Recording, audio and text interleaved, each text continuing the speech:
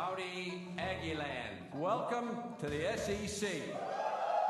Our program will be built on 4 principles in which I talk about all the time: toughness, effort, discipline, and pride. Dang it! I'm going to have to buy that boy cream cone. Now I'm distracted on my point. What were we talking about? It's bullcrap. All I care about is winning. Show me the dang baby. You do it till they do it right, and then you do it till they can't do it wrong. Go get him. Why are you dancing around? Eat him like he's a steak.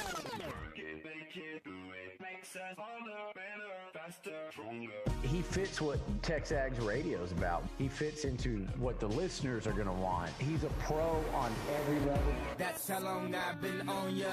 It's Nuño and the crew on TexAgs radio, right here on Sports Radio 1150 AM and 93.7 FM. The Zone. You know how long I've been on ya.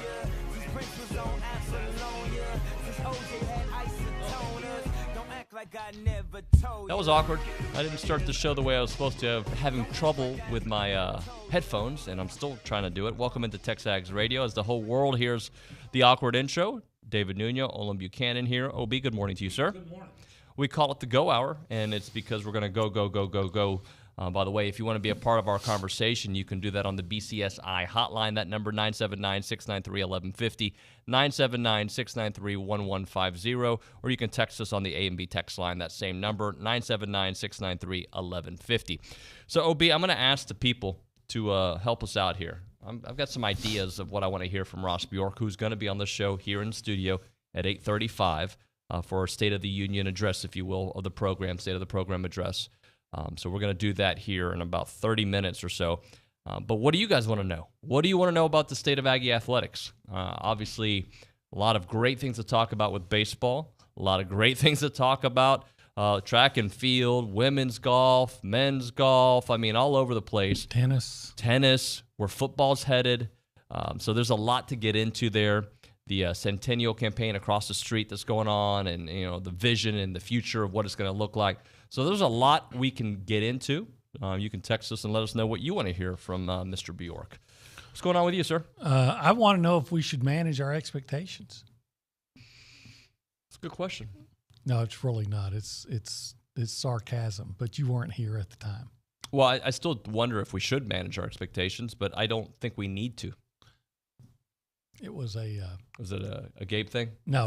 It was an Eric Hyman thing. I remember the Eric Hyman era. He said, we should just I'm here to manage our expectations. I'm like, what is that supposed to mean? You're supposed to be accept mediocrity? No, never supposed to accept it. No matter what program you are. You don't Especially accept here. it. Yeah. Especially here when there's so many advantages. Yep. And that's why coaches come here. And they leave TCU, and they leave Florida State. And Georgia, and Arizona State. Yeah, exactly. They leave for this place. Virginia Tech. That's where they come. It's the place to be. Yep. And that's why you leave the TV station in Houston. That is true. That is all part of it. Hey, I told you that I wanted to move on from Jimbo Saban, and I still do. Okay. But a headline popped up on my Twitter that kind of piqued my interest, okay? Okay. And it said that Paul Feinbaum feels that Jimbo has lost credibility with the way he handled the press conference, right? And I'm going to ask you, what is your definition of credibility? That you're believable, that you're objective, you're honest, that you give an honest opinion that's not biased. You're unbiased. So would you say that Jimbo came across very believable and well, I think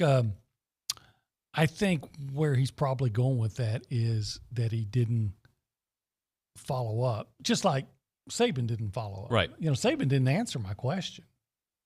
And Jimbo, when he was asked directly the same thing, what evidence, he wasn't say what evidence, but why would you say that about and imply that Nick Saban has a history of breaking rules? He just said, I'm not going to talk about that anymore. So I looked up credibility, the actual definition on Google, a trusted source for sure. The quality of being trusted and believed in. Okay. So I'm going to kind of read to you what Feinbaum said. And tell me if this kind of fits the credibility standard that he has. He didn't handle the press conference in an articulate manner. He just kept on saying, I'm moving on. He should have come out and say with a statement. Instead, he acted like he had stolen cookie and the father caught him and he was still trying to explain it. Come on, let's move on. And that's where his credibility starts to come into question. Well, okay. But again, you can say the same thing for Nick Saban, which he would never do, I don't think. And secondly, what we don't know is what discussions they might have had with Greg Sankey. Right.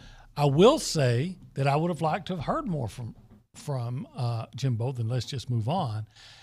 But I would also point out that Kirby Smart and Billy Napier, both former assistants of Nick Saban, were asked directly what they know about Saban breaking any kind of rules, if they ever experienced anything like that. And neither one of them would confirm it or deny it. They talked around it. So to me, they were in a position to say, no, that's absolutely untrue, and did not. Yep. They did not. And I'd also say there was an edict from the office that said, you don't talk about this anymore. Well, there might have been. I don't know that for a fact. I know they had gotten a public reprimand, right? I don't know for a fact, even though I would suspect that that's the case, that the office, meaning Greg Sankey, said enough is enough. Let's. I think I saw a reporter say it. Let's go back to the pact that prevents mutual. What is it called? Mutual destruction. Right. And let's not talk about this anymore. Yep. My whole thing is, if you're going to call out credibility, you have to do it for both. Yes, I would say that too. Both lost some credibility with me because the way they handled it and what they didn't provide afterwards. That's to me. At any time, did Nick Saban come forward and say, I was wrong? No. He just said I shouldn't have named names. But he never said I was wrong about what I said in terms of A&M buying class. Right. He went on a diatribe about, is that the right way to say that, diatribe? Yeah, I think so, yeah. About, what rules should be in place and we got to do something. Sure. And everything should be competitive and equal and all this, which it never has been. It's been, things have been in his favor.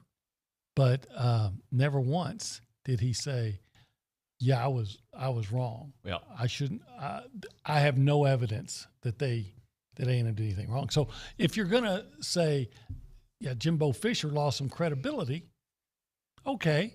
If you felt like he lost some credibility for not answering the question directly, fine. But then you have, like you said, you have to come back and say the same thing about Nick Saban, who started this whole mess. Started the whole thing. By not answering the question that was asked directly. And I want to move on after this, but I want to say there's a difference between a counterpunch and a preemptive strike. And even if Nick was talking to his business leaders in town, what Jimbo did was he got sick of the jabs coming from Lane Kiffin and Nick Saban spitting out basic lies about a program. Now, there's a faction that believes that those lies, they weren't lies. They're just, they're giving you credit. They're just saying you guys are doing the game better than us, and that's not what A&M is arguing about. By the way, they're saying that it's a lie that anybody was paid per se, and that they used it so much to their advantage. Because in that case, every program in the country that has NIL was using it to their advantage. So now it's even. Well, here's the reason why I tend to believe Jimbo Fisher when he's saying that it wasn't about NIL, is because he doesn't have to say that. Yep. He could just say, we played by the rules. Yeah, we did. By the way, I am not going to be here tomorrow. I'm taking the kids to a soccer tournament out of the country. So yesterday, out of the country. I mean, out of the state. Sorry, we're going to Georgia. Yeah, for a soccer tournament. Yeah, I'd like to go out of the country, though. That'd be fun.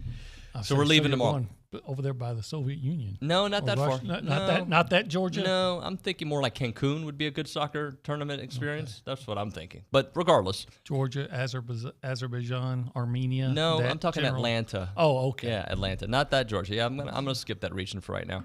Good move. But my hair was getting long, so I went and got a haircut. My boys went and got a haircut. And our usual lady was not there, which is always like here we go. So when I asked for my typical haircut, which they have like on the profile, the lady went above and beyond the Call of Duty and gave me not just the high and tight, the bald and tight. And it looks ridiculous. I don't think so. I think on camera it looks terrible. I don't think so. But it is so bald that like even my wife touched my head. She's like, gross. Like, you look disgusting. Like, she didn't say that look, but it felt like it's so bald. So this was not a choice. This was more like they're taking it above and beyond, and with such dark hair up top, so I don't love it, okay? It's going to grow back in a couple days. Great. My poor son Cruz had 3 different ladies work on his hair because the one lady messed up. One lady tried to fix it, and then another lady tried to come in. Christian got a great haircut. He left smiling, laughing at us. He was like, my lady was great. I don't know about you guys, but we got butchered. And I'm not going to tell you where we went, but it wasn't good. Yeah, a few years ago, I went to get my haircut at the same kind of place. Yeah. Where they have your profile. Yeah. And this woman who'd never cut my hair before, she starts with the clippers around and then right down the middle. No. And I'm like, what did you just do? And she goes, you didn't want me to do that? I said, of course not. And she looks down. She says, oh, I'm sorry. I have dyslexia. And oh my. And so the next thing I know, I'm bald. You like bald? Like it is close like to Bruce Willis bald. There's stubbles. Yeah. Because what else could you do? I can't walk around with a reverse mohawk. No. And the manager comes over and says, would you like a shampoo? And I said, what are you going to wash? Right. Did you get that free haircut? You know what? They tried to charge me. I said, I'm not paying for this. No. She says, the manager says, is there anything we can do? I said, can you put it back on? Yeah. Oh my gosh. That's worse than me. I looked like I should be selling flowers in the airport. That's pretty funny. That's pretty good. And I remember everybody was having a good laugh at me. So as we go around the room to say hello, and I would love for Sam to get a bad haircut. I bet soon. Sam's never had a bad haircut. No, they do Bible readings when he goes to his hair place. That's not true. My dad wants to completely shave my head. He is bald himself, and every time he cuts my hair, he wants to just completely shave it so I look like him. Well, I think that's a good look for you. We should try that. So Richard needs to get a haircut. If there's anybody that needs a haircut. Yeah, Richard. This is a conversation for another day. You need to send him to your place. So this chat we were in the YouTube chat, Zyget Peyote says, and Sam, I think this is directed at you more than it is to me, to be honest with you. My definition of credibility is putting a baseball on your desk, trusted and believed in. Come on, David, the game is tomorrow. And I believe I put you on that assignment yesterday, Sam, so I want you to answer to the people, so I don't have to. I have no comment. I want to deflect it to say the real question is, do we think Will Levis is credible because he puts mayo in his coffee and he eats his banana with the peel? Did you hear about this? No, I find that almost as disgusting as Christian Kirk's liver milkshakes. Ugh. That sounds ridiculous. Mayo is I try to listen to a lot of health This things. is the Kentucky quarterback, right? Yep. Will Levis, yeah. I try to listen to a lot of health things. I've never heard of putting mayo. I've heard of putting butter in your coffee. That I have heard. But mayo, that sounds ridiculous. How would that be healthy? I can't imagine it I've heard of putting mayo in a cake mix. Okay. For flavor. No, it's really just oil and eggs, right? What makes mayo a creamer, though? Okay. And maybe it's the fat that you're putting in your coffee. I don't drink coffee, so all right, fine with me.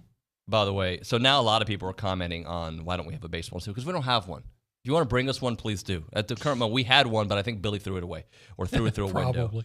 But Chili in big cap says, why is there a football table or football on the table? Well, A&M is a football school. Yeah. But it's becoming an everything school. Is what? Or what are we supposed to do if the equestrian team Put a horse on wins there. a championship? We're going to put a damn horse. Absolutely. You know what we're going to do? We're going to put a horse right there, and it's just going to be there. We're going to pretend like it's not there, but we're going to have a horse we just have like those flying horses that Kennedy had. They were just flying No, above I want a Jimbo. real horse out here. The next time we talk equestrian, a potty trained horse. No, I don't. I want the horse to even. Do horses defecate? I mean, do you use that term? Obviously, I want horse dung. I want the whole horse experience for the equestrian. I want to bring some carrots and feed them a carrot and some oats. If I worked with Raheel, my old partner in radio in Houston, he would have taken that soundbite and inserted it into anything. I want the entire horse experience. The entire horse experience. My goodness. I like horses, by the way. I bet you do. I do. They're not. I don't like them as much as giraffes, but I like them. Yeah. I'm going to move on. But if you have a horse and you want to bring him by studio, check in. The next time we're talking about equestrian. Because we may have Kalachi Matt in the house who may have brought some breakfast, which is okay. Breakfast is okay. I would not feed a breakfast taco to a horse. No. But you know what I'll do? What? I'll save the segment by going to the News and Social Center. Kay Nagley, good morning. Who's never had a bad haircut. Never. Chase in Houston already said he can bring a horse in for you. Of course he can. Of course he can. Of course. Obi, I really think you would rock the bald look. You think? I don't know. No, I looked. I was heinous. Of course, I'm How heinous long ago with was hair. this? Oh gosh, it was about 2 or 3 years ago. I remember Gabe Bach had a lot of fun with it because he was no longer alone as the bald guy on the set. Here. On the set. Yeah, I think I would start crying if they just started buzzing down the middle. What can you do? You just got to laugh. Right? You got to roll with it. Hey, Kay, we got to hit a break soon. Give us some news. I know there's some good stuff going on with track. Yes, a lot of good news. The men's 4x4 posted a time of 3:02, and they earned a qualifying spot for the finals coming up. Brandon Miller as well, qualifying spot in the 800. Bama Deli in the 400. James Smith in the 400 hurdles. They all qualified. Unfortunately, did have a couple Aggies not qualify. Devon A-Chain in the 100-meter posted one of his not greatest times, a 10.48. Bryce Foster also, his shot put career ended. No, just the season ended. Just the season. Yeah, not career. His freshman year, meant to say. At the NCAA, the shot put was just one round, so he threw like 69 I think something. His time, or his distance. Distance 18.52. Which, I think that's one of his better ones. He had a lesser distance in the indoor. I wish they'd put it in feet. Yeah, I mean it's America.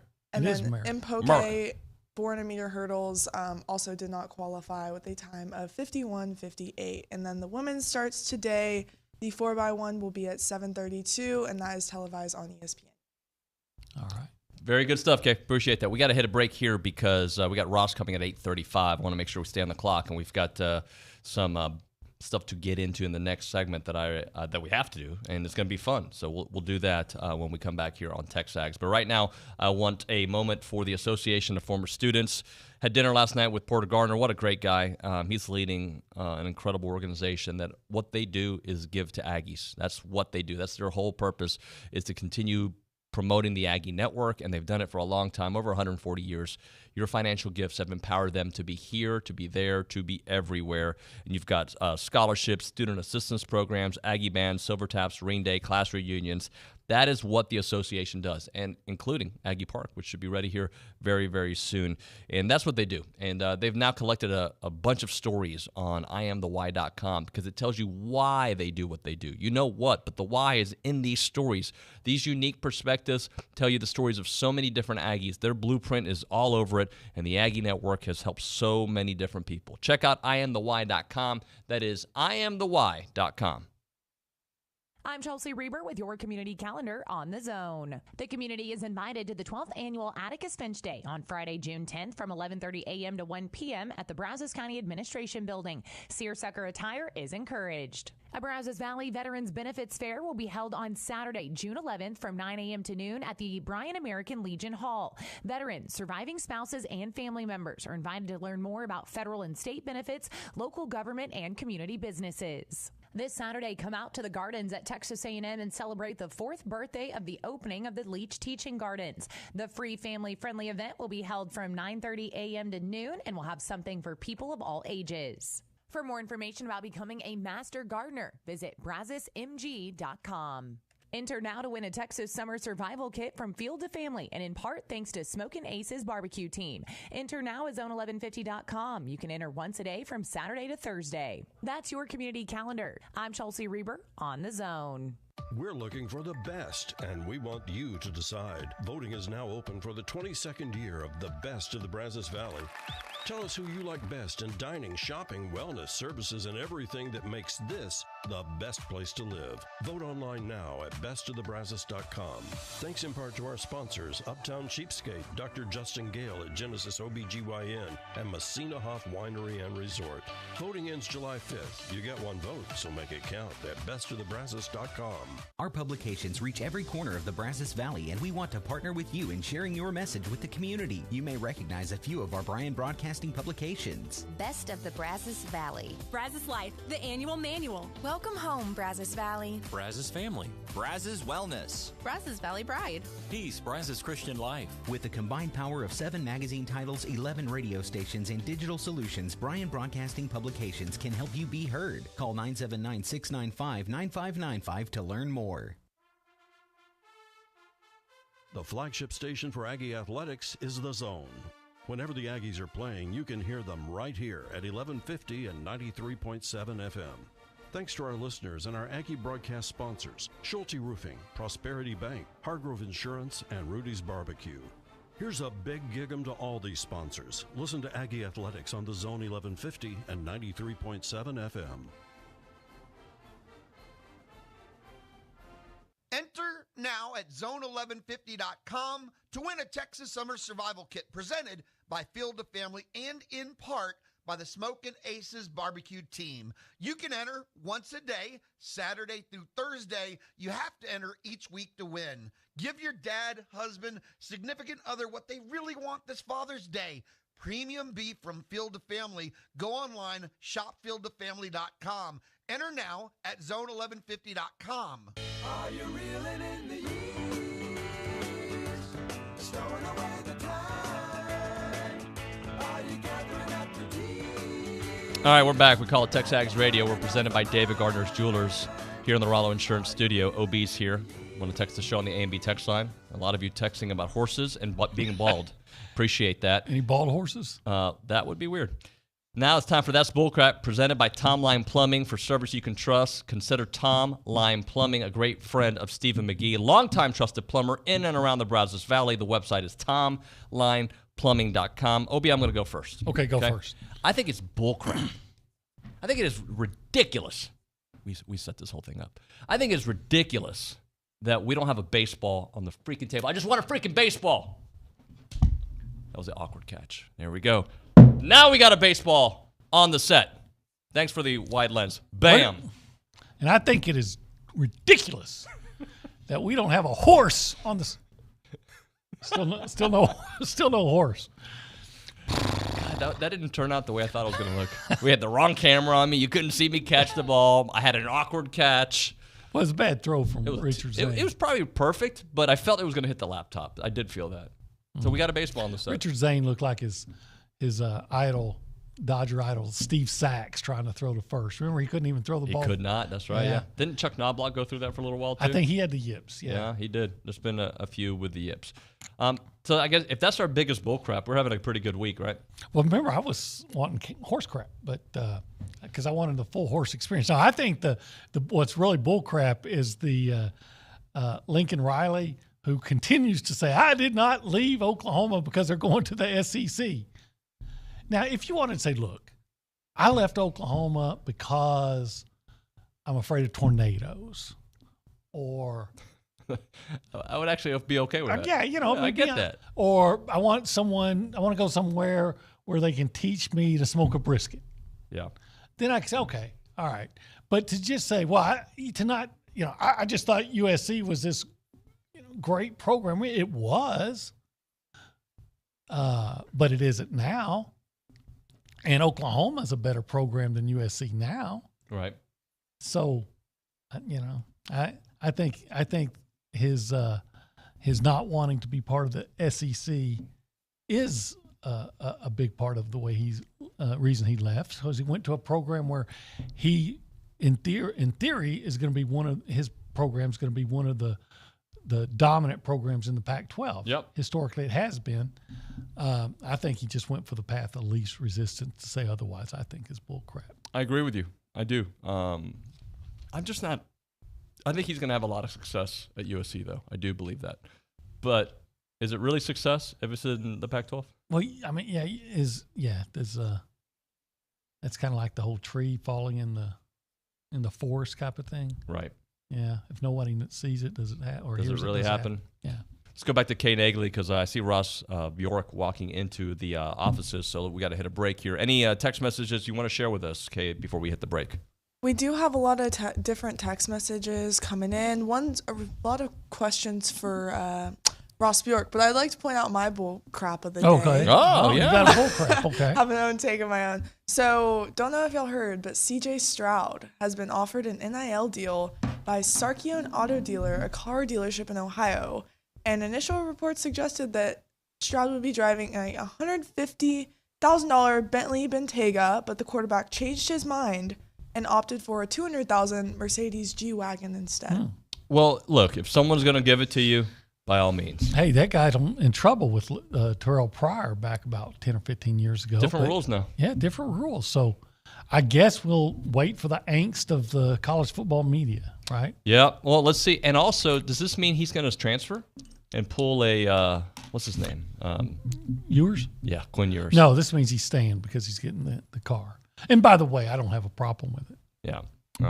Let's do this. Let's hit a break. When we come back, we will have Ross Bjork here in studio for the State of the Union address, if you will. But right now, caller number one, we're going to give you a free car wash from Aggie Land Express. Car wash in South College Station off of William D. Fitch in Greens Prairie. They are Aggie owner and operated with the friendliest staff and a personal touch. They offer a monthly membership, but we'll give the first caller a free car wash right now from Aggie Land Express in South College Station, 979-693-1150. Bobby Knight and Bill Belichick have both stared him down. The party don't stop. It's David Nuño on TexAgs Radio, weekdays on the Zone. Here's Brad Beard of Intercon. If you have considered replacing the windows in your brick veneer home, you may have been told that it would be necessary to either remove the brick or tear up the inside of your window box. You need to know that Intercon replaces windows and brick every day, and we don't tear up anything except the window which is being removed. By installing windows every day, Intercon personnel have worked out methods which result in the replacement windows being at least as neat and effectively installed as your windows were when they were new. This means that Intercon can furnish and install replacement windows which exceed today's tighter standards for efficiency. They look and perform just as well as the best windows in brand new homes. Call Intercon or visit our showroom and we will furnish you customer references for homes you can look at and homeowners you probably know who can tell you that Intercon can solve your window problems without wrecking your home or your budget, just as we did theirs. Intercon will furnish a free quote, and we won't pressure you to buy. Whether you have new construction or an existing home, let the fine folks from Intercon help your home energy efficiency year-round. Call Brad Beard of Intercon today at 823-3639. That's 823-3639. Hey parents, when it comes to your child's education, there's a lot to consider. No matter what you're searching for, search the Bryan Broadcasting half-price tuition program first. We've partnered with schools and learning centers throughout the area to get your students started with high-quality programs at half price. Right now, we're featuring half-price tuitions at Hopewell Classical Day School, Kinder Music, Happy Camper School, and more. Half-price tuitions are first come, first served, and availability is limited. Go to halfpricebrazos.com. Big deals. Looking for more ways to save money? Aren't we all? Jenny here. Shop your local Big Deals online store. You'll find gift certificates to all kinds of local businesses, places where you already shop, restaurants you already love, and great local entertainment. The best part? All of these gift certificates are on sale at discounted prices. Get them for yourself or buy them as a gift. shop, and save. You'll be glad you did. AggielandBigDeals.com to save big. AggielandBigDeals.com. The biggest names in sports are on ESPN Radio. Nolan Ryan, Hall of Fame pitcher. To speed the game up, I said I'd do away with batting gloves. Willie Mays and Henry Aaron, they never wore batting gloves. John Hammond, the general manager of the Orlando Magic. From the beginning, something seemed different about Giannis. It looked like he was somewhat possessed to be great from the very, very beginning. Lions rookie Aiden Hutchinson. Falling to number 2 when I was supposed to go number 1. So many stars on the line, and I just feel like it's the perfect storm. Good Jet, Jason Terry, a man who won an NBA championship. Luka Doncic has a very similar skill set that J. Kidd did. The IQ, the ability to see, just playing PlayStation, man. He sees the game before it even happens. Anthony Munoz, Hall of Fame, former Cincinnati Bengal. I watched the game and I said, man, these guys shouldn't talk as much. Maybe just be a little more humble. And then I watched highlights from our 88 season. Those guys are talking the same way that they're talking today. ESPN Radio, weeknights and weekends on Sports Radio 1150 AM and 93.7 FM. The Zone.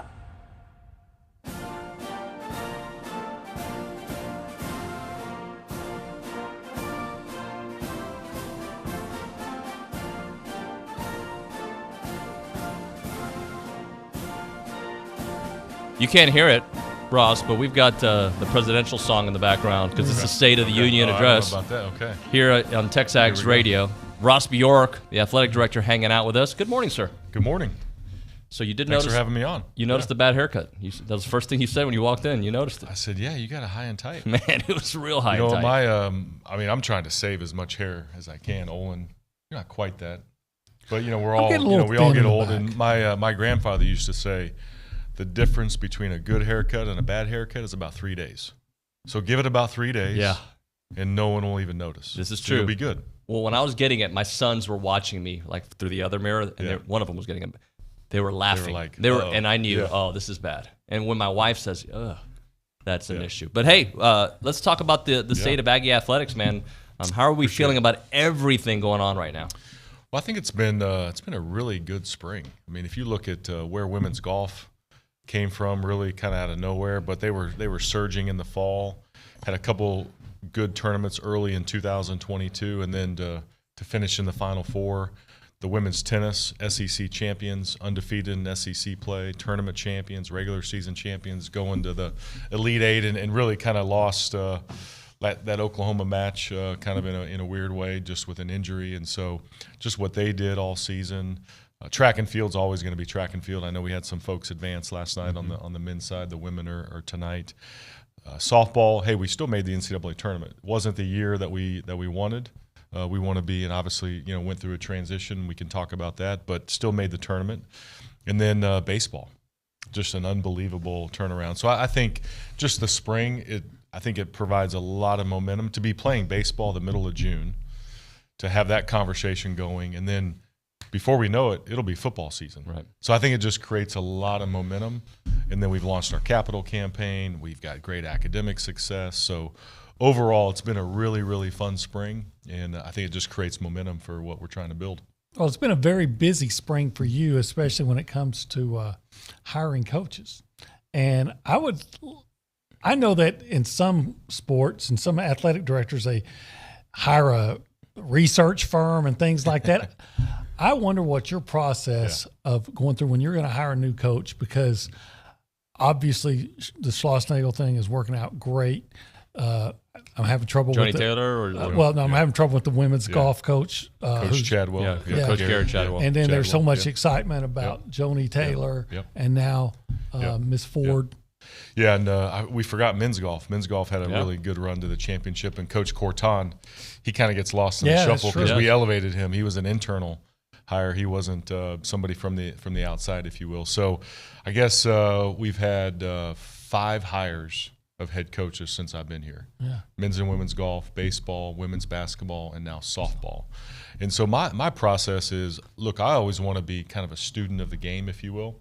I'm always going to be studying the landscape of coaches, who's thriving, who's evolving. And then when you come to a place like Texas A&M, in the women's search, we sat down and talked to Kelly Bond, being somebody here that's been at Texas A&M for a long time. But then every other coach that we talked to was a sitting Power 5 head coach. The same thing happened in softball. every coach that we talk to, sitting Power 5 head coach. So to me, you can play at a higher level when you're at a place like A&M. So you're researching a lot differently versus other places I've been. Who's the up-and-coming assistant coach?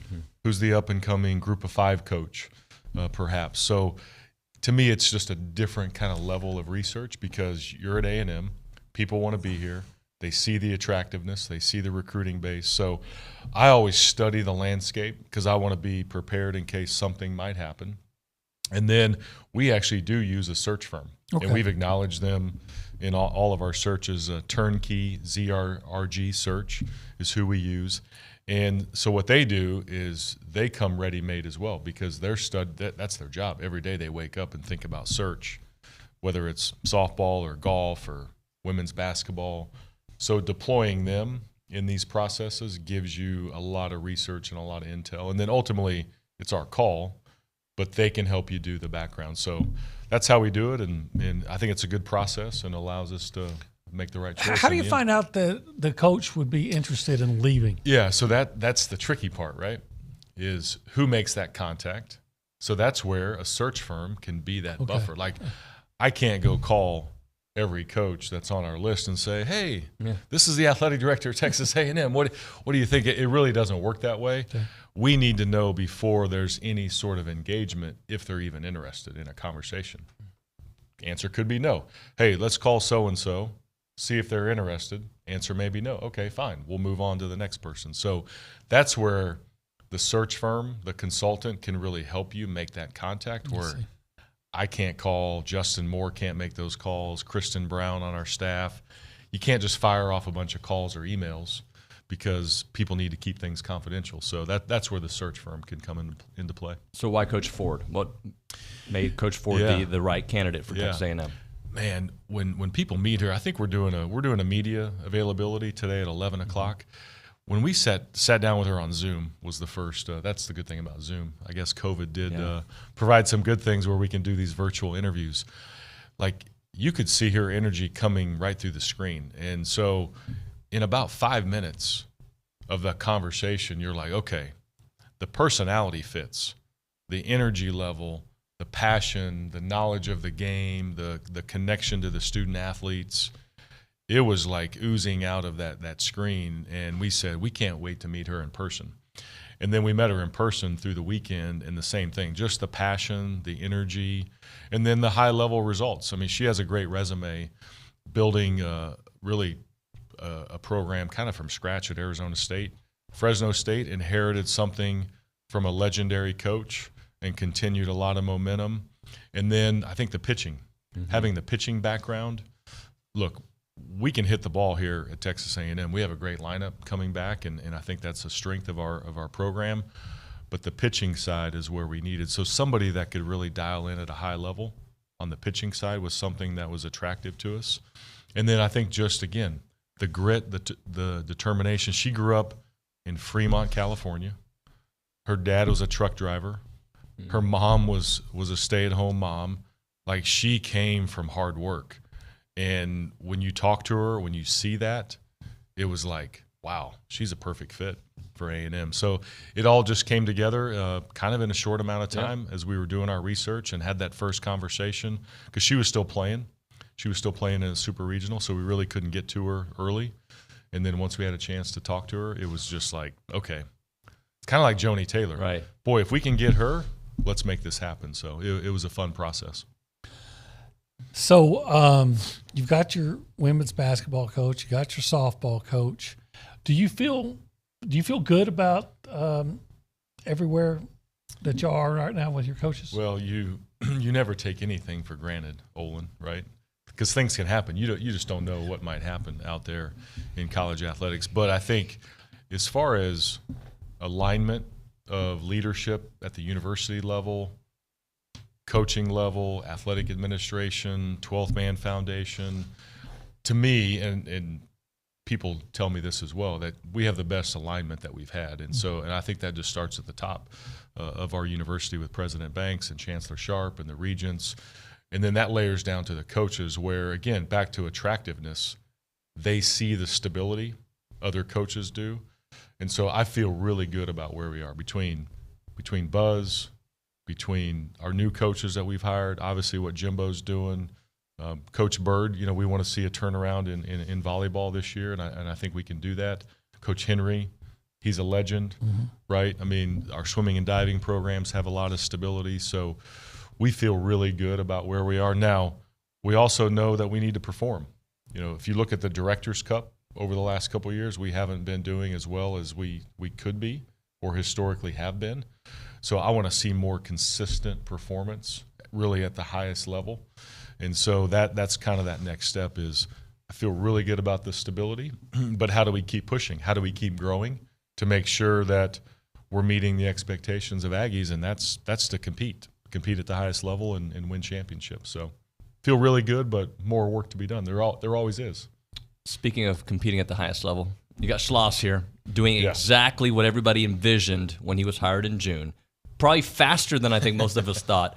When you see him up close, right? Yeah. You knew what you wanted and you knew what you got with the interview, but now you've seen him in action for a year. What stands out about the way he goes about his work? Yeah, it's really fascinating. Just because it's people talk about the process. To me, this is what's happened is because he didn't ever panic throughout the season. Man, he just think about after the Penn series. Like he could have just scrapped everything or going up to Frisco. What did we lose? 2 out of 3 up there. Yeah. I mean, Washington State, they pounded us. Yeah. He could have easily panicked. Hey, let's scrap everything. Let's start over. Let's do this. Let's do that. But he just kept being consistent.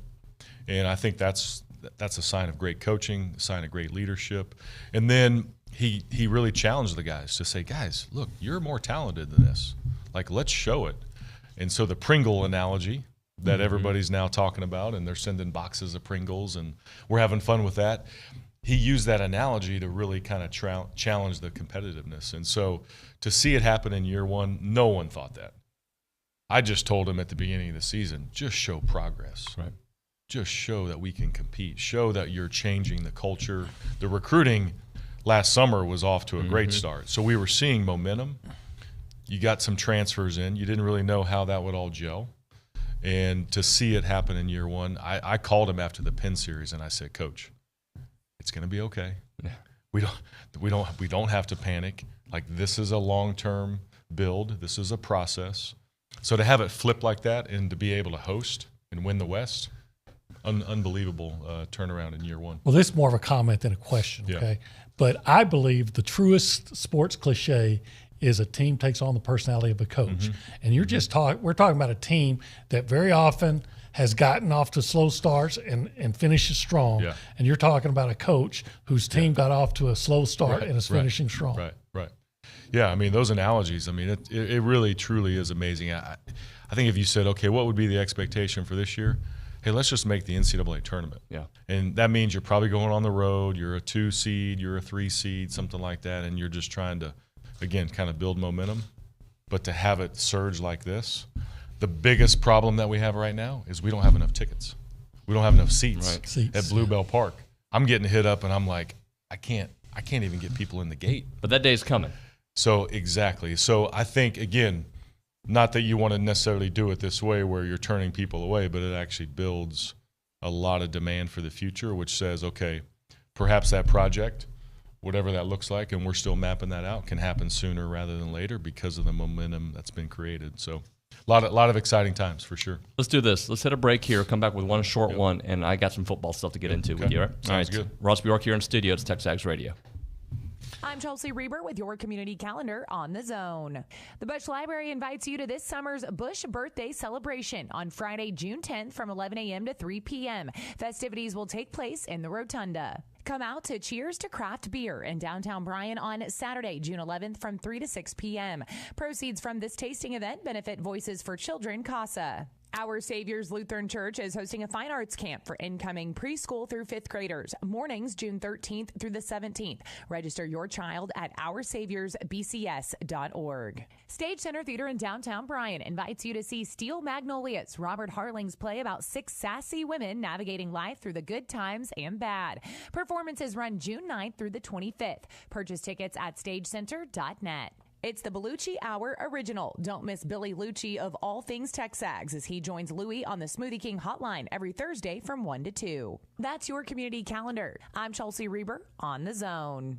Since 1957, Slovacek Sausage in Snook has been making the best tasting sausage in Texas from the same family recipe. Slovacek is the official sausage of Texas A&M Athletics. Whether it's from the grill to the family gathering or from the pit to the neighborhood party, serve the sausage voted best in the Brazos Valley. Serve Slovacek. Be sure to come in and check out their full-service meat market, relax on the front porch, or grab some fresh kolaches from their bakery on your way out. Slovacek Sausage, Highway 60 in Snook. Start your sports day with Keyshawn, J. Will, and Max, powered by WC Tractor. Weekday mornings from 5 to 8 on 1150 AM and 93.7 FM. Or just tell your smart speaker to play Zone 1150. WC Tractors, your local award-winning Kubota and New Holland dealer. Call them with your questions at 1-888-8-TRACTOR. That's 1-888-8-TRACTOR. Or check them out online at WCTractor.com. Rise and shine. Weekday mornings from 5 to 8 with Keyshawn, J. Will, and Max from ESPN Radio. Powered by WC Tractor. Here on The Zone.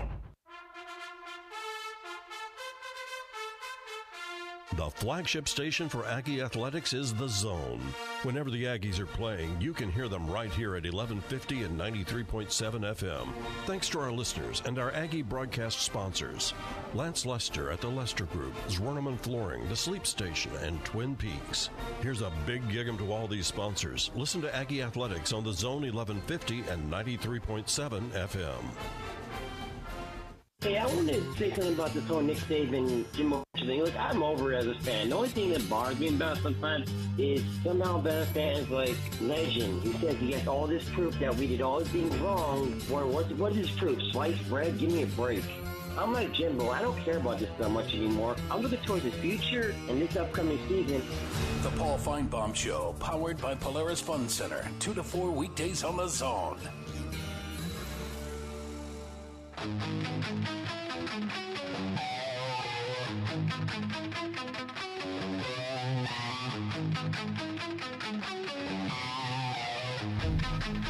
And we're back. TexAgs Radio, presented by David Gardner's Jewelers here in the Rollo Insurance Studio. OB's here. Ross Bjork is here. And we're not going to be able to figure out college football's problems in the next 7 minutes. But let's talk about the state of college football, with where the playoffs are going to be and when it expands, how it's going to expand, NIL, transfer, so many different things. Just your view of where we are moving. Yeah. No, it's a fascinating time right now. We keep saying it's the most transformative time in college athletics, but if you actually look back at the original intercollegiate athletic event in 1852, there was headlines afterwards, and it was a rowing race between Harvard and Yale. They said it was over-commercialized and the participants cheated. 1852.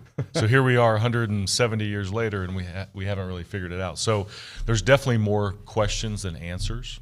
We had our SEC meetings last week. We talked about a lot of these topics. So it's really about what's the future of the NCAA, what's the right kind of structure, what's the economic model between the student-athlete and the institution, NIL, people talk about compensation, employment status, employee status. They're still students, so how do we figure out that equation? You have the transfer portal, which obviously is active and alive and well. You have NIL, and you have different state laws, and now you have athletic departments who actually are running NIL in-house, if you will, because their state law allows them to do that. Our Texas state law doesn't allow us to do that. So you have sort of inconsistencies. We're waiting on maybe Congress to help solve some of these things, which can be dangerous. Olin's smirking over here because we know that can come with a lot of other issues. You have lawsuits that are facing us right now, major lawsuits that aren't really getting a lot of attention right now, but they have the potential to really wreak even more havoc. So there's a lot more questions than answers. I do believe that we can solve this. I keep telling people that the SEC and Texas A&M, we're on the right side of the equation. Whatever that equation comes out to be, we're on the right side of it. We can provide leadership. I do think we need consistent NIL policies, regulation, federal guidelines, whatever you want to call it. I do think we can stay underneath the NCAA structure, but it needs to be modified, and hopefully we'll see some of that coming out this fall. I do believe the college football playoff will expand. but it's not going to happen until the 26th season at the earliest, because the commissioners have to be on the same page, and right now there's differences there. So I do think we can expand. So I know we have a hard stop here, so I tried to unpack that in about a minute and a half. But that's really a list of all the issues. But we're on the right side of the equation. I think we can solve it, and we have to be diligent. We have to be thoughtful. We have to be a little careful, which we want to go fast, but I think we need to be more careful than fast. And so hopefully later this summer, I think we'll have a lot more answers to some things, and then there's going to be things that have to play out over the next couple of years. Do you have a feeling of when I got two things for you, when the SEC is going to expand, and when that happens, what becomes 2025. Still? 2025. And when that happens, what becomes of the Longhorn Network? Longhorn Network goes away. So SEC Network is the most powerful, really collegiate network in the country, and so Texas will have to implement, just like we did back in 2012. They'll have to implement into the SEC Network, and so the Longhorn Network completely goes away, and everything will be SEC Network branded. We're all gearing up towards 2025. If they can get out early, that's totally up to them, but everything on our end is being modeled for July 1st, 2025. I don't know how many football games we're going to play, 8 versus 9. I don't know, is it 1, 7, or 3, 6? Do you have a preference? We have a preference, 9 games for sure. We want to go to 9 games. We think that's right for college football, for the SEC. Back to the right side of the equation, we think that drives value for our fans, for our TV partners, and then it allows all of those rivalries to be maintained at the highest level. So if we play a 3-6 model, we'll play Texas every year. What would be the other two teams? I can't tell you that. Okay, LSU would be one of them. And the third one is still up in the air. Still being discussed. But hopefully by this summer we'll have some answers on that. We have some preferences for that third game. But, you know, I'm sure we do. Hey, can you give a little clarity to your comments about Texas playing here that first game at Kyle Field? There was a lot made of it. Is that a desire from? Obviously, it should be a desire of A&M, or is that what you really believe will happen? No, that's what's going to happen. I mean, look, there's a lot of angst over last summer and all those kind of things, and what I said last week applies, that game will be at Kyle Field. Again, I don't know when it'll be played. I don't know if it's every year, every other year, but that first game will be at Kyle Field. And the people, I guess the right way to say that is the people that need to know that, and that's really the agreement. And that's not like, oh my gosh, we're whining or crying. It's, you know what, that's the right thing to do. That is truly the right thing to do in all this realignment. That's the right thing to do. And so the people that need to know that. And when the schedules come out, that's how it'll be formatted, and we'll see how it shakes out later this summer. We got about a minute left here. We are so close to a College World Series appearance. Got the Super Regional, that crowd. Well, just give me the short version of what we can expect this weekend.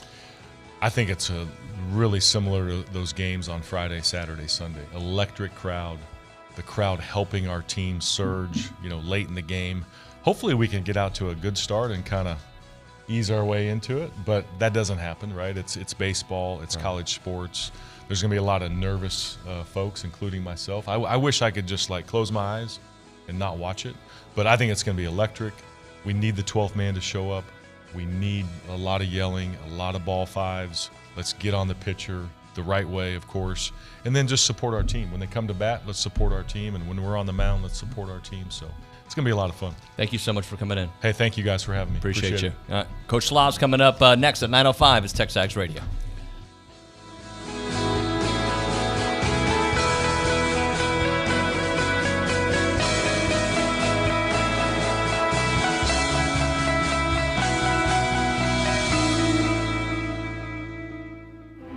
High school sports don't just happen. There's a ton of work that goes into every single athletic event. And we have our school's athletic director to thank for a lot of it. Thank you. For scheduling officials, so I can always play the game I love. For ordering quality athletic equipment, so I can stay safe on the field. For mentoring my coaches, so they can be the best role models for me. For coordinating transportation, so I can get focused for the big game. For helping us develop character and learn lessons that will benefit us for the rest of our lives. Thank you to our AD for always creating a positive experience for us. We'll never forget it. From all of us at the NIAAA, thank you to every athletic administrator in Texas for all you do to enrich the lives of your students. It does not go unnoticed. This message presented by the NIAAA, the National Interscholastic Athletic Administrators Association. Love Aggie football? Sure. Star Wars? Pork chops? Or whiskey with a friend? Listen to Lou. Weekdays 11 to 2 on the Zone, 1150 a.m. And 93.7 FM. This is KZNE College Station Bryan.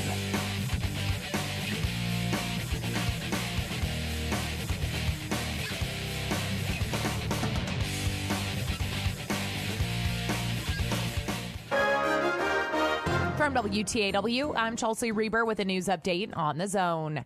Bryan police continue their investigation of a road rage incident that took place Tuesday afternoon. No arrests have been announced from a fight in the parking lot of the Tejas Center at Villa Maria in Texas that led to one person going to the hospital with a non-life-threatening stab wound. 2 others were treated at the scene for injuries that did not involve a weapon. A College Station woman is convicted of theft for the 9th time in 23 years. The Brazos County District Attorney's Office reports 40-year-old LaTanya Payton was given an 18-month state jail sentence after admitting last Thursday to stealing alcohol from a College Station liquor store almost 2 years ago. Prosecutors say this is the 4th time Payton will be serving time. Brazos County Congressman Pete Sessions offers economic advice during his weekly visit on WTAW. If you don't have a job, now's a good time to go get one because there may not be one by the end of the year. Sessions expects layoffs at major retailers due to surplus merchandise that is not being sold, which will result in layoffs in the manufacturing sector.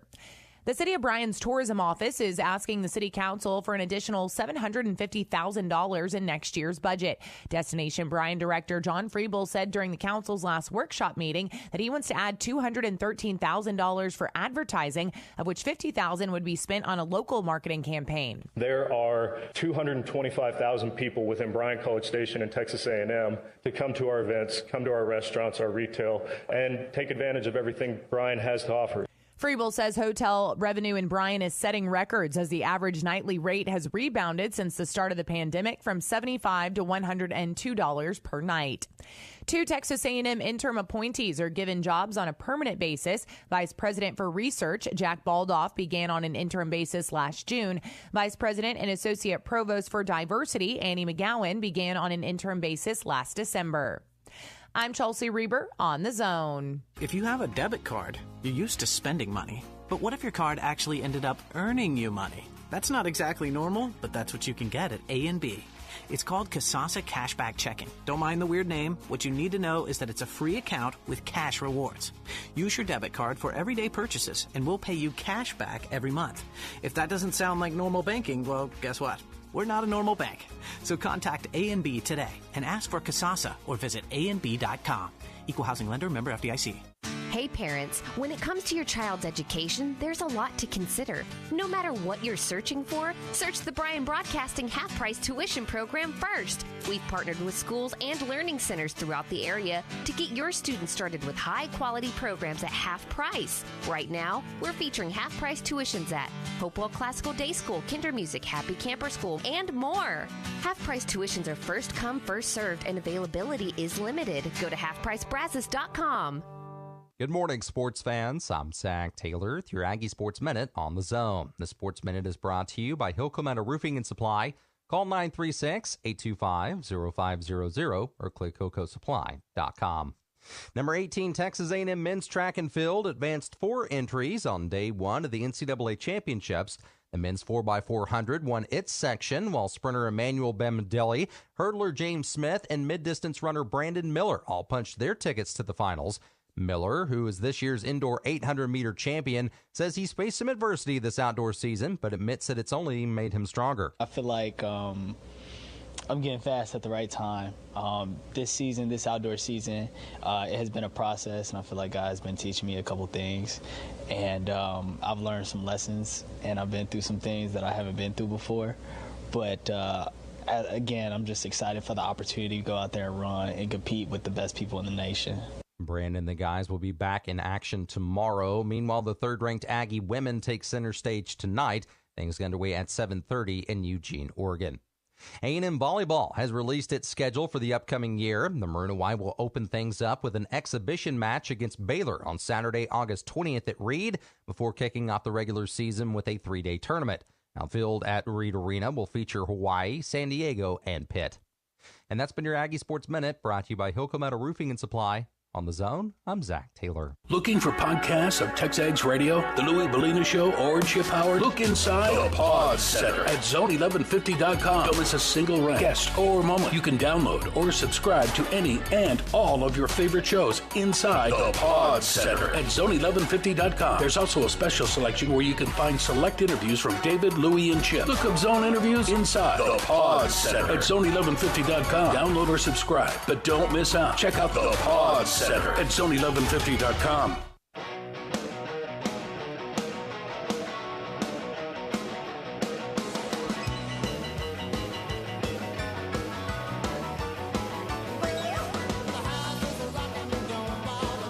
It is TexAgs Radio. We are presented by David Gardner's Jewelers here in the Rollo Insurance Studio. Hour number 2. Hour number 1 was epic. Number 2 is going to be epic as well. We had Ross Bjork, obviously, in studio for the last half hour. We talked a lot about the state of Aggie athletics and, of course, the baseball team, which is going into the Super Regional this weekend against Louisville. And he is joining us now here on the BCSI hotline. That is Jim Schlossnagle, the head coach of the Texas A&M baseball team. Good morning to you, sir. How are you? I'm doing well. Good morning, guys. Good morning, man. So now that we know it's Louisville, last time we spoke to you, we did not. Just your thoughts on this matchup and how just what kind of threat and team is Louisville? Yeah, pretty close to a complete team. You know, their starting pitching has been solid. I wouldn't say it's been elite. It's probably been more consistent than ours. But it's been very good. They have an outstanding left-handed closer that we're going to try to have to avoid if we possibly can. Otherwise, we're going to have to beat a really good arm late in the game. Play solid defense, but they're an offensive team like us. You know, they've hit a lot of home runs. They've stolen over 100 bases. I've been watching videos since about 7:30 this morning, and just about every guy in the lineup can run. You know, they play really well at home on their turf.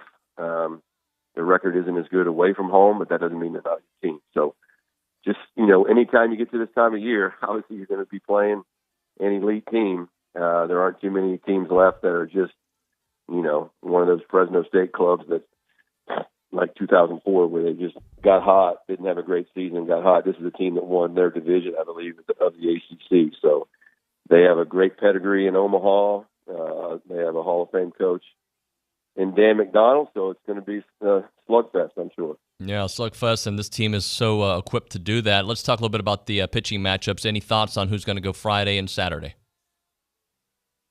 We're going to decide later today. Obviously, it'll be Detmer or Dallas and Detmer, but trying to let these guys kind of rest up this week. Detmer went to work on a few things a little bit more.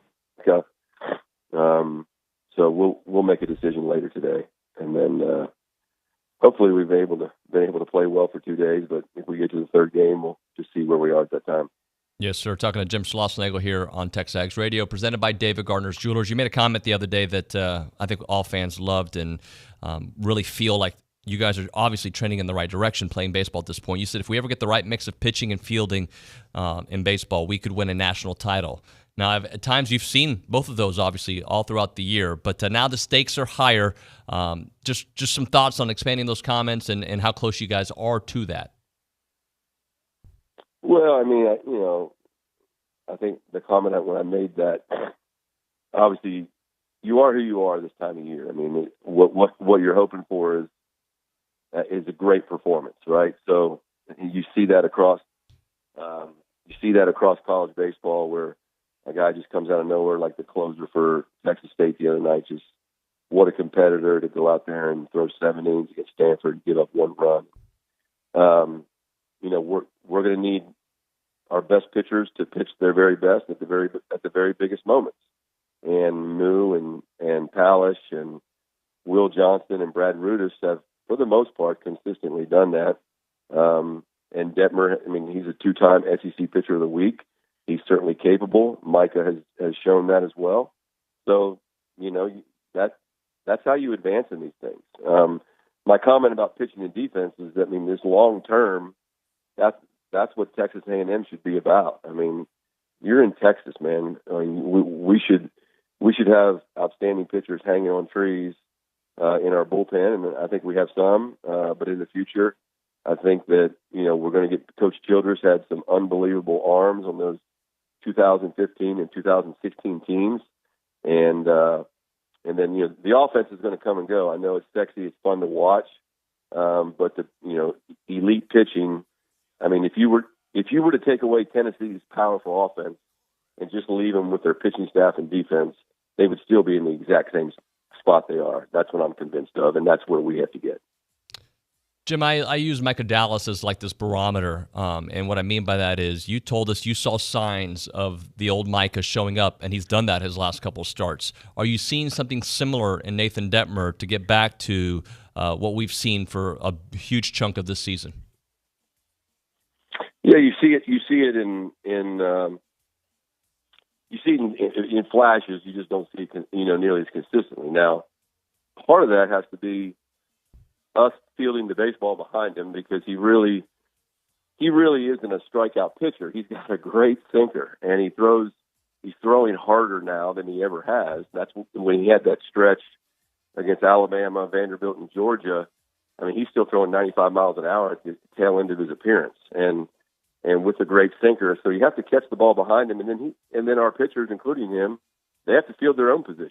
And you know, it's one of those things.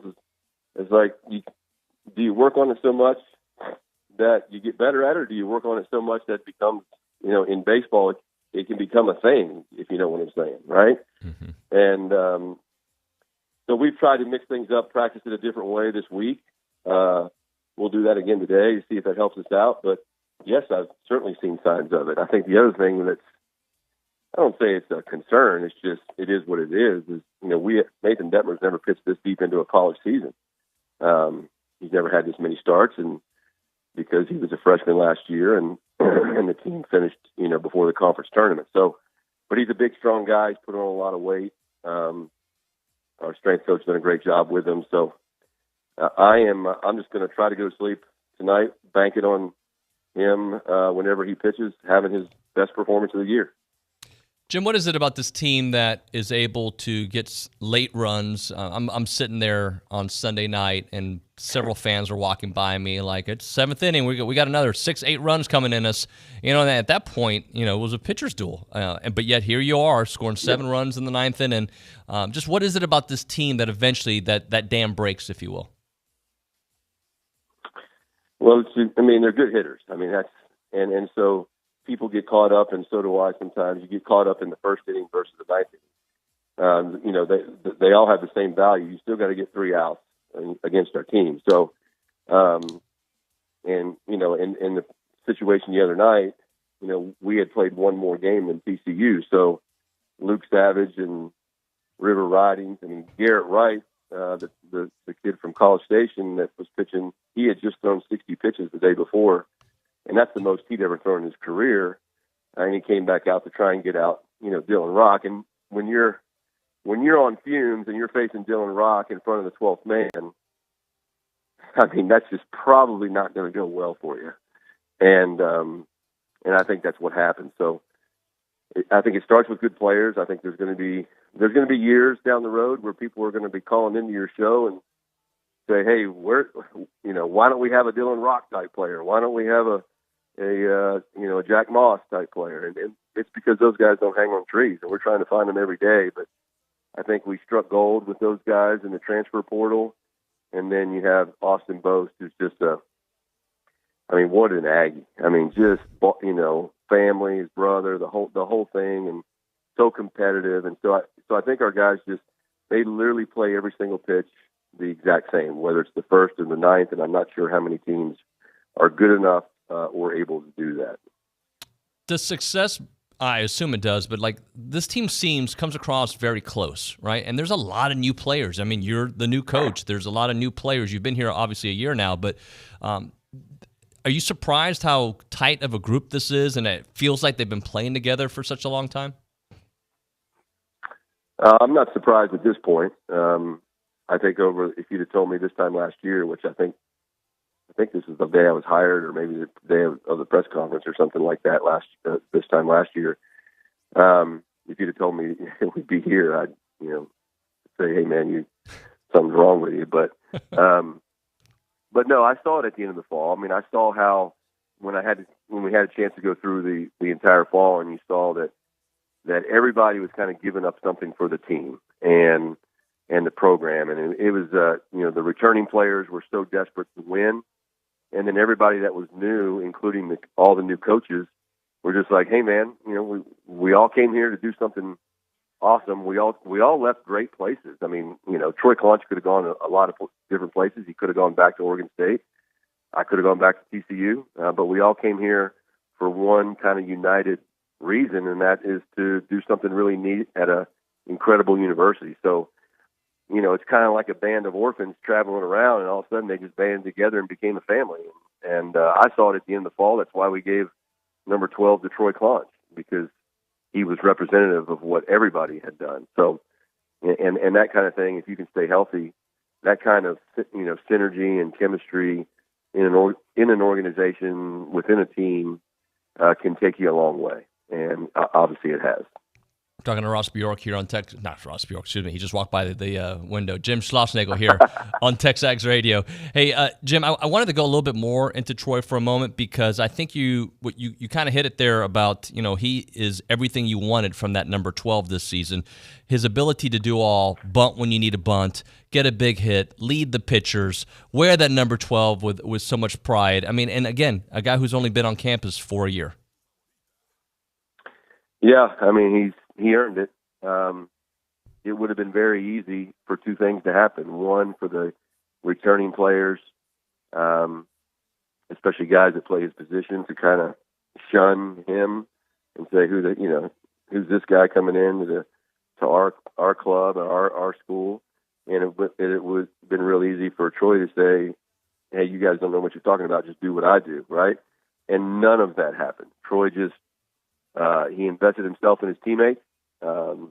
He's just a great human being. I think there are Aggies lining up right now to try to hire the guy when he's finished playing baseball. And he just invested himself into the team and eventually grew. Everybody saw what kind of leader and selfless person that he was. And so, and he's not the only guy. You could say the same thing about Palace. You could say the same thing about Cole Kaler. Obviously, Boast is already here. Jack Moss has that in him. He's got, of course, he'll be back next year. So, but yeah, Troy was at the forefront of that. And I think anytime you have that out of your catching position, the guy that's handling the ball the most. I had a kid at TCU by the name of Brian Holiday, who is literally the greatest, most energetic, intense leader that I've ever been around on the field. And Troy does it in a different way. Troy does it in a more gentler way, I guess you would say it. Whereas Holiday was in your face. Hey, just get on my back. This is how it's going to go. And so, anytime you have that at the catching position, you're really going to be special. There's never been a good baseball team without a good catcher, ever. And so, he's immensely important to us. Jim, I want to ask you about Dylan Rock, but we know the baseball player. But what about the guy? Like we see the perfect last name. He is a rock star out there. What is he like when he's taking swings at practice in the dugout? Like we see a lot of it, but you see it so close. Well, he's the perfect combination of intensity and just being laid back enough to not let that intensity cause him to not perform in baseball. He and Jack Moss are two hitters that I've had a few other guys like this, but not many. They never take an unintentional swing. Every single swing they take, whether it's off a tee to start the day, whether it's a batting practice, like everything has an intention to it. They don't some guys go through motions. Yeah, whatever, BP, I'm just getting loose. I'll be ready for the game. And I mean, these guys are locked in on every single swing they take. They're so intentional. And so, that's why you see the success he has on the field. But in terms of the guy, you would think sometimes he's like from California, a little laid back. He's got the headband going. He's the last guy out. He makes it in time. Like if we stretch at 2:00, he's rolling out to the left field at 1:58. I love to give him crap about that because he's very intentional in how he ties his shoes. So I'm always getting on him. Like, imagine that, Rock. You're the last guy.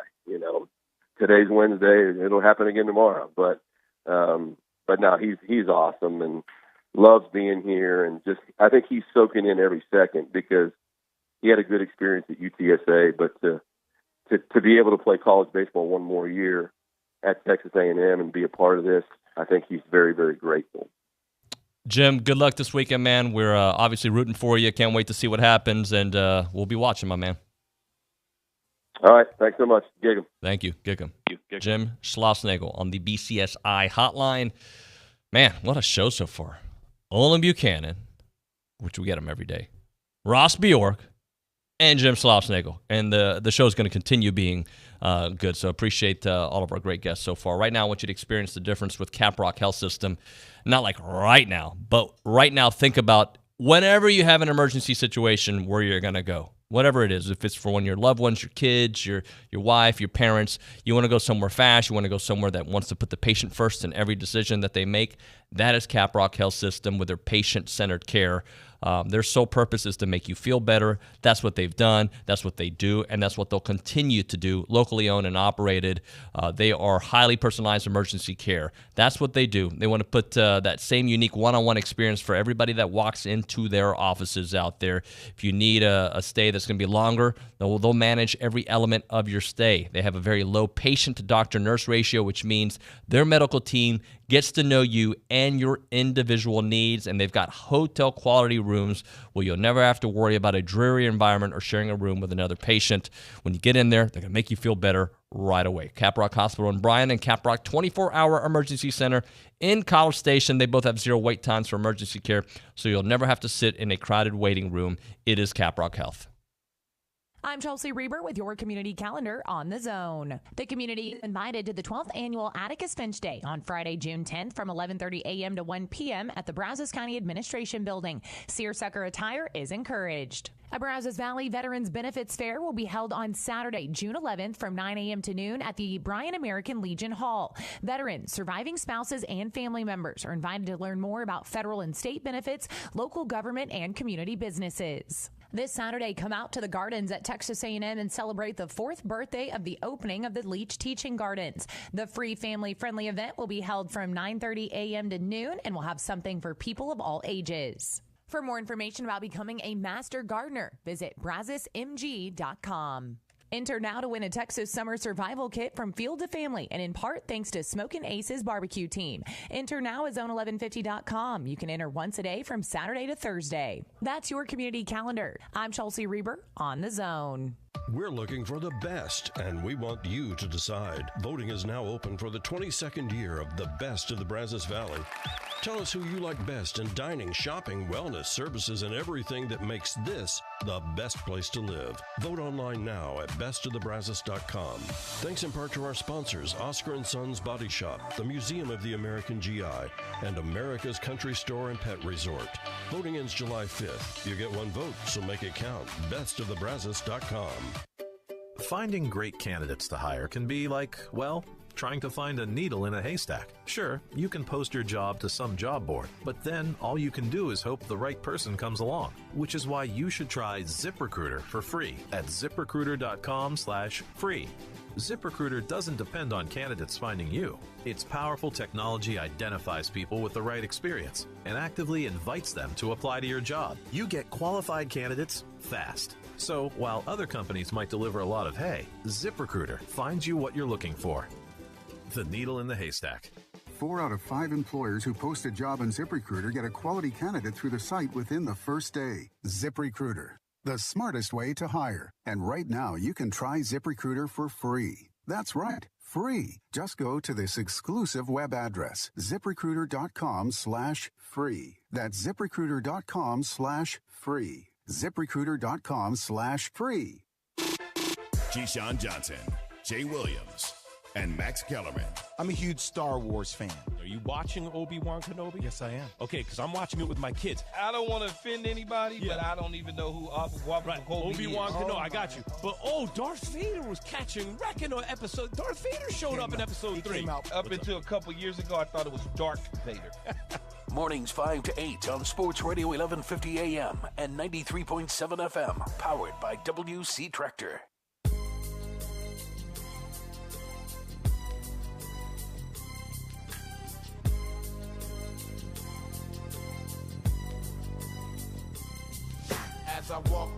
Gangster's Paradise. I haven't heard this in a minute.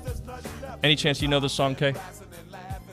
I actually do know this song. Yeah. I've heard it, What was the name of the movie? It was a high school movie with Michelle Pfeiffer. Can't remember the name of it. That's over my head. Yeah. You were not even born when this movie came out. I bet. It is TexAgs Radio. We are presented by David Gardner's Jewelers. We are here in the Rollo Insurance Studio. So let me give you a rundown for the rest of the program. We've got, let's see, Aaron Torres coming up here at 9:35. We've got John Sheshik coming up at 10:05, the former Aggie player, obviously. And then the Fan Show by Gerard Construction coming up at 10:35. It has been a fun hour and 24 minutes or so on the show, and I appreciate Ross Bjork coming on, and Schloss, and OB holding fort back there as well, holding court, goodness gracious. He's out there talking to Kalachi Matt right now, who brought some breakfast to hang out with the guys, so I appreciate that as well. A couple things I wanted to get into.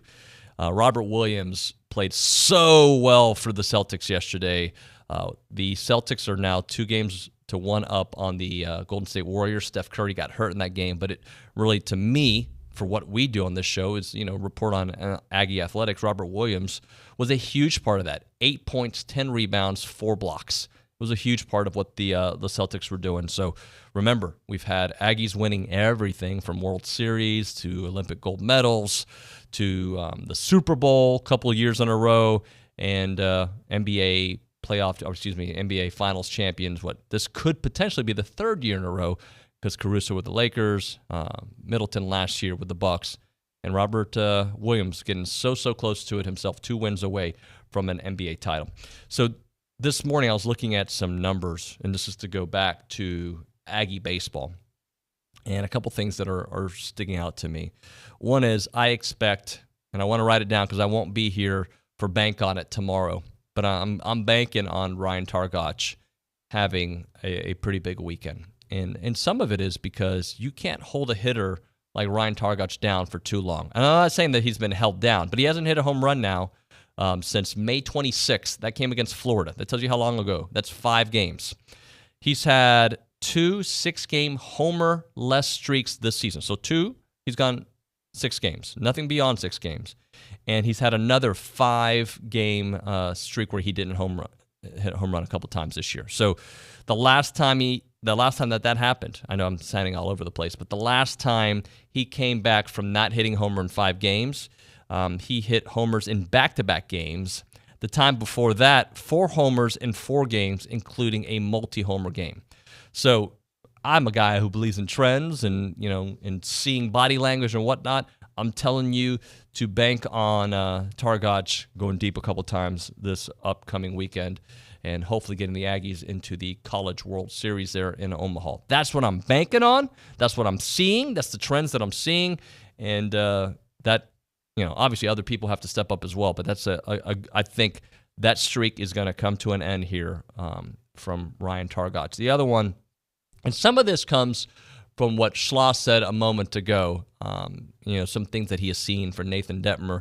But I think he's going to have a strong outing this week. And he's going to have the kind of outing that we saw from Micah Dallas last week. And the kind of outing that, you say he's going to go 5 strong innings, give you a couple strikeouts, goes long enough to get that offense, the confidence that they need, and the time it needs to get going. And I think we're going to see both of those things happen this upcoming weekend. You're going to see Targac go deep, and you're going to see Nathan Detmer getting back to the norm for him. He doesn't have to be the SEC pitcher of the week kind of norm, although I'll take it. But I think we're going to see more of that than what we've seen the last couple times. And defensively, as Schloss was saying, you don't want a thing to become a thing. Well, that's why they practice it, they touch on it, and they move on, right? They don't make it a bigger thing than it needs to be. Defensively, if they make a couple plays in the right moments and give Nathan the confidence that he needs, because there's nothing like having one of those, you feel like you're pitching well, and then there's an error followed by another error. Now you got a couple guys on, you walk a guy, and now you're in major trouble, and the inning could have ended, right? Those things happen. And I do believe with a little bit of help defensively, and what I think Nathan, again, he hasn't pitched this deep into a year ever, right? Like this is the most starts, all that stuff. So the confidence is coming back, and I think it's going to start this weekend, which will bode amazingly if they are able to advance there to the College World Series, or as some people would say, when they advance to the College World Series. Let's go back to Kay Nagley in the News and Social Center. I know you have still some news to get into and some text messages. I do. Women's tennis, after an already successful season, tennis has signed the number 3 signing class and will bring 2 talented athletes to Aggieland, Mia Kupres and Daria Smetaniakov. And then volleyball. That's really good. Oh, yeah. Those tennis athletes' names sometimes are hard to pronounce. Those volleyball schedule was announced. 12 home games will be at Reed Arena, and the season is set to kick off at Baylor for an exhibition match on Saturday, August 20th. All right, let's get going. Yeah, that's good stuff. I'm looking forward to that. By the way, the song that or the movie, I should say, thank you to JM in College Station, Dangerous Minds. One thing I don't want you to do this weekend is watch Dangerous Minds, okay? Noted. I don't remember if I watched it. I don't think I did. I remember the song because it was a hit at the time, but I don't remember that movie doing all that well. Maybe it did. I'll tell you right now, never heard of it. Never heard of Dangerous Minds? I've never heard. Maybe I'm just out of the loop. I don't know. Or I'm just too young. Have you ever heard of Stand By Me? I've not. Have you ever Am heard I going to get crucified for that? Boys in the Hood? Yeah. Menace to Society? Yes. The Alamo? I mean, like the actual Alamo or the... I'm just naming random movies. Footloose. Yeah, okay. Of course. Weird Science? Mm-mm. What? I'm also not a movie person. Vacation? You've never seen Vacation? Mm-mm. Okay. My mom just, I was a no SpongeBob kind of kid, unfortunately. Well, I'm telling you, before you graduate, okay. Vacation, the first one, and the second one, I think the Christmas one. And if you want to, I'll do the Las Vegas one too. That's 6 hours of movie viewing that I think you need to watch. Writing it down as we speak. Yeah, and look, if you're anything like my kids, anything made in the 80s, they think the video quality is horrendous and they don't want to watch. Like Top Gun 1, they were like, this is terrible. I can't watch this, Dad. Those are really good classic movies that I think you'll like. Okay. All right? Try that. I will. All right, when we come back, somebody that I'm assuming has watched Vacation is Aaron Torres from Fox Sports Radio and Aaron Torres Online. We'll get AT on the program. We'll chit-chat with him and talk about all things going on in the world of college sports. That's next here on TexAgs Radio. Well, here we are, face to face. A couple of silver spoons. Damn, you guys are good. Nuño and OB on the go hour. During TexAgs Radio, mornings at 8 on the Zone. Here's Brad Beard of Intercon. If you have considered replacing the windows in your brick veneer home, you may have been told that it would be necessary to either remove the brick or tear up the inside of your window box. You need to know that Intercon replaces windows and brick every day, and we don't tear up anything except the window which is being removed. By installing windows every day, Intercon personnel have worked out methods which result in the replacement windows being at least as neat and effectively installed as your windows were when they were new. This means that Intercon can furnish and install replacement windows which exceed today's tighter standards for efficiency. They look and perform just as well as the best windows in brand new homes. Call Intercon or visit our showroom and we will furnish you customer references for homes you can look at and homeowners you probably know who can tell you that Intercon can solve your window problems without wrecking your home or your budget, just as we did theirs. Intercon will furnish a free quote and we won't pressure you to buy. Whether you have new construction or an existing home, let the fine folks from Intercon help your home energy efficiency year-round. Call Brad Beard of Intercon today at 823-3639. That's 823-3639. Hi, this is Jeff Vanderwood with Veribank. Veribank is continuing to grow in the Brazos Valley with a brand new full-service banking center on Highway 6 in front of Academy. We have a team of genuine bankers specializing in personal and business banking, wealth management, and investor real estate lending ready to serve you. VeraBank is here to help you succeed financially, and you can bank on it. Visit verabank.com today. That's VERA bank.com. VeraBank. Member FDIC, Equal Housing Lender. Looking for more ways to save money? Aren't we all? Jenny here. Shop your local Big Deals online store. You'll find gift certificates to all kinds of local businesses, places where you already shop, restaurants you already love, and great local entertainment. The best part? All of these gift certificates are on sale at discounted prices. Get them for yourself or buy them as a gift. Shop and save.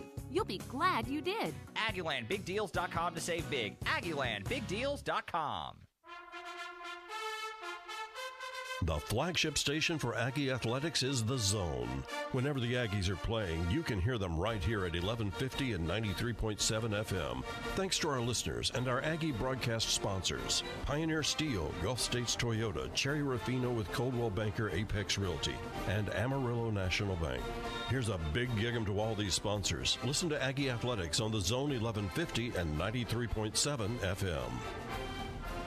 Make sure to enter each week to win a Texas Summer Survival Kit presented by Field to Family and in part by the Smokin' Aces barbecue team. Win a $50 gift card to Superior Auto Services, a $50 gift card to Field to Family, 4 tickets to the Cinemark Theater, Fiesta Texas, Six Flags, and the Brazos Valley Bombers. Enter now at zone1150.com. Enter each week to win the Texas Summer Survival Kit presented by Field to Family.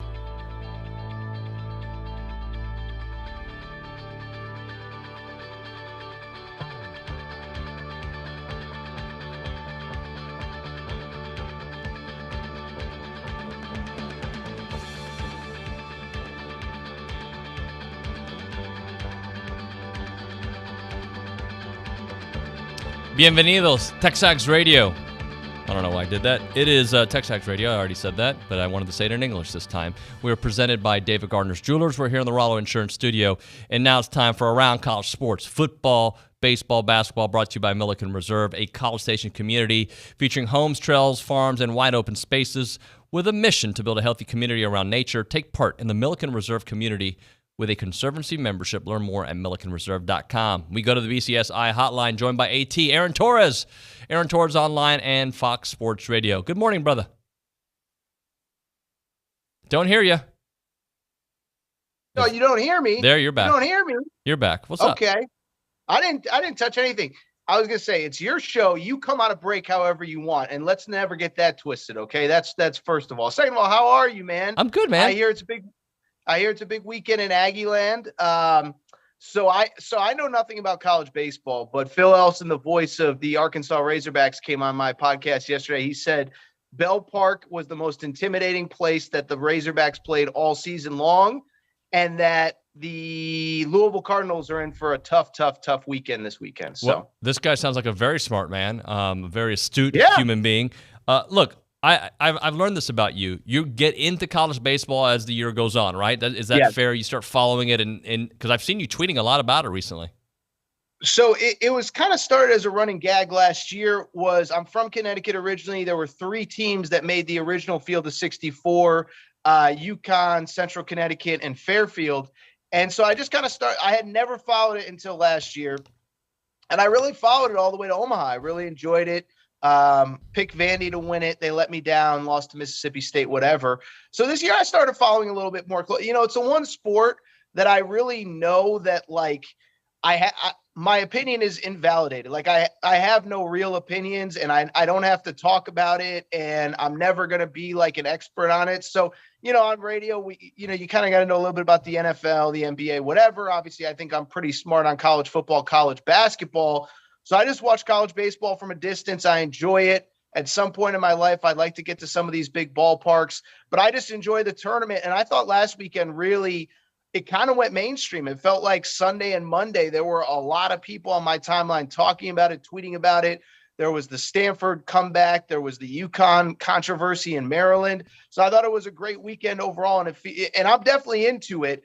If you're asking me to break down the Louisville A&M matchup and, whose bullpen is better, I'm not the guy for that, though. I'll readily admit that. But you are the guy to notice that Jim Schlossnagle has done an incredible job remaking this program.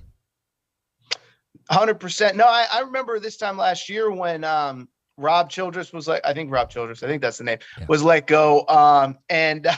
No, you guys were all raving about Schloss. I know he came from TCU, and the one thing that I noticed was, look, we talk about the portal in football, we talk about the portal in basketball, but talking to the guys backstage, talking to Phil yesterday, he said Schloss was one of the early initiators, or maybe not one of, but, used the portal to revamp this team. And one thing that Phil told me that he really liked about A&M is that it's a very, very balanced team. He said you got lefties, you got righties, you got lefties and righties out of the pen, you got whatever. You field the ball well. So again, I'm just going off third-hand knowledge of what other people have told me. But he said what he's done in year one is really impressive. So now let me flip it over to you. Is this going to be like one of these programs? Did they just use the portal for 1 year to kind of jumpstart things? Are they going to be a portal team? Are they going to find the balance between the high schools and the portal? What's Schloss's plan, big picture? Well, I think he's still figuring that part out. But from everything we've been told, the portal's not his that's not how he wants to build a program. But since it is available there, when you have certain holes, you go to it, right? But the way he's recruiting, I'm telling you, AT, you listen to Bronny on this show and others, he's recruiting at a Jimbo-esque level right now. Wow. Yeah, so he's like... Is Alabama's baseball coach come after him yet? Or no, what? Not yet, but he's coming, man. I'm telling you, this program, it's already, a step away from the College World Series, and I think it's going to be year after year that they're going to be doing something very similar. A lot of excitement this week on campus, I assume. Obviously, I know on campus is a metaphor for the city because I know the students aren't on campus, but a lot of excitement about the Supers this weekend. Oh, yeah. This place was rocking Sunday night. The worst part about Sunday night was it was a 5-hour game, and I got out of there late. The best part of it was if you're going to get out of there late, they're going to win, and I do a happy show the next day. That was the best part, but that place was rocking. Hey, I got a question. Is it fair to really like J.J. Redick as an analyst, but also have your side on the beef? Is that fair? Because I know you guys, you have some issues with some of the things he said recently again. So I like J.J. Redick when he talks basketball, but I'm on your side on the beef. That's okay. No, listen, if you like, no, he's a good analyst. He really is a good analyst. I really have no issue with him. And it really, listen, he kind of called me out over something that didn't involve him, and I kind of brushed it off. But then he went on his podcast, called me a derogatory name, and then got mad when I responded. That's the only reason that I have beef with him. Is it's like, dude, if you're gonna call me a name, and then I have I feel like I'm allowed to defend myself, and you block me. Like, what is this, middle school? Like, you went to the principal's office because AT bullied you? I do find it interesting, though. He goes and he argues with Stephen A. Smith every single day. Can't handle the heat that Torres brought him. So, no, I have no problem. Listen, when he's on TV, sorry, I'm a little under the weather, but. Do we lose you? There you are. TV, I got another one of those spam calls that we talked about. I don't know what's going on with this. You remember that, like 2 weeks ago, we were talking about all the spam calls coming in. I got another one right now. So anyway, I'll do it for my computer next week. But anyway, no, every time I see him on TV, I get a little chuckle, but I think he's a good analyst. I have no beef with him. Well, I don't want to say I have no beef with him. I have no beef with him as an analyst. I just wish he wouldn't call out people and then hide from them. Me, Bob Cousy, etc. So no, I have no problem. It's not like you have to pick a side and you're off team Torres if you like Redick as an analyst. So it's cool. No, I'm definitely on team Torres. I will say this. I don't block people because I don't want to give them I don't like the satisfaction of blocking them. Like, oh, look, screenshot, he blocked me. And I like to see you coming, bro. Like, I don't care who you are. I want to know exactly your motives when you're coming at me. So that's just kind of how I roll. I don't believe in muting, although this year I have muted certain topics because I'm like, I don't need to see this. I don't care. I don't like the algorithm. The Twitter sometimes will give me University of Texas things. I don't care. Like, don't put it on my timeline. Get it away, please. Ugh, throw up. Yes. Okay. No Texas talk. Okay, I get it. By the way, did you see Quinn Ewers got another new car yesterday, like the Aston Martin? No, I muted that. Can you just what's that? Yeah, can you just drive a freaking Toyota Camry until you throw a touchdown pass, please? I'm not like Mr. I know I'm on A&M radio. I'm not Mr. Anti-UT, but it's like, dude, we've seen all the pictures of your cars. We get it. You have great NIL deals. Go out and do something. I don't know. I'm not like, we've talked about NIL probably every week since you and I started, but it's like, dude, throw a touchdown pass, do something relevant. Stop tweeting about your stupid cars, man. I'm sorry. It annoys me. I don't know. The best NIL deal is the quiet one. Not saying illegally quiet. I'm just saying like quiet. Like you don't need to like make a Puff Daddy and Mace video with all your cars and your, you know what I'm saying? Like you just one's fine. Like one picture if you want, I guess the first time of the first deal. Hey, I'm so blessed to have this deal and move on. But the constant barrage of it, Yeah. I mean, how many pictures of Bryce Young's cars have we seen on his social media? Maybe they're there and I just haven't caught them. And I don't know. I've seen a lot of pictures of his Heisman Trophy. I've seen a lot of pictures of his SEC championship. Haven't seen very many of his car. It's like, what are we doing, Quinn Ewers? I don't know. We'll see. Maybe he's awesome. I mean, we don't have any proof of it yet. Maybe he's worthy of all these cars. But anyway, you blocked it or muted it. Excuse me. First of all, I would add, I'm on your side on that. Blocking is lame. I'm not going to give someone the satisfaction of saying, this guy blocked. Because, I mean, I do it on the other side, right? I do it with Reddick every time he says something. I say, I'd like to respond, but he blocked me. So I won't give him the satisfaction. I will mute people. But since you didn't see it, Quinn Ewers has another new car. Well, so and he's tweeting and talking about it. Like, come on, dude. Come on. Let's play some football. Let's go. Well, the reason Bryce Young hasn't done it is obviously that he doesn't have NIL deals because, for obvious reason, right? Oh, except for a year ago we heard he had a 7-figure deal. But I'll move on. Okay. Speaking of NIL, John Ruiz. Sure. All right. What is going on with the University of Miami? Didn't his stock start to plummet or something? Like, the guy is really he's really on social media quite a bit, but I don't know if he's happy about this one. Yeah, no, I saw this too. I mean, first of all, he's had legal troubles in the past. And listen, we've all gone through stuff in the past. So but if you just Google John Ruiz arrest or whatever, he was arrested for some sort of tax, something, this and that. So this feels like another, bubble Nevin Shapiro. What I will say is, let me transition back. I looked into this Ryan Day thing when I got home this week, and I think it's a metaphor for the John Ruiz thing. They're basically setting up Ohio State, his $13 million thing was to keep the team together, but basically they're setting up kind of a conduit between the school and the players. So our businesses and the players, and the school kind of connects them. Excuse me. Again, I'm a little under the weather. But I bring it up because that feels like where it's going. I bring up John Ruiz because I feel like at some point this is going to get under control. And I feel like we're going to look back and be like, remember that time that random guy from Miami just was tweeting about paying this guy $400,000? Now, I'm not saying that players aren't going to get paid all this and that, but I think we're going to get to somewhere soon. And that was basically Ryan Day's message to his boosters. Is we're going to get to a place in the next 2 or 3 years where there's uniformity across the board, and you're not going to hear all these crazy stories.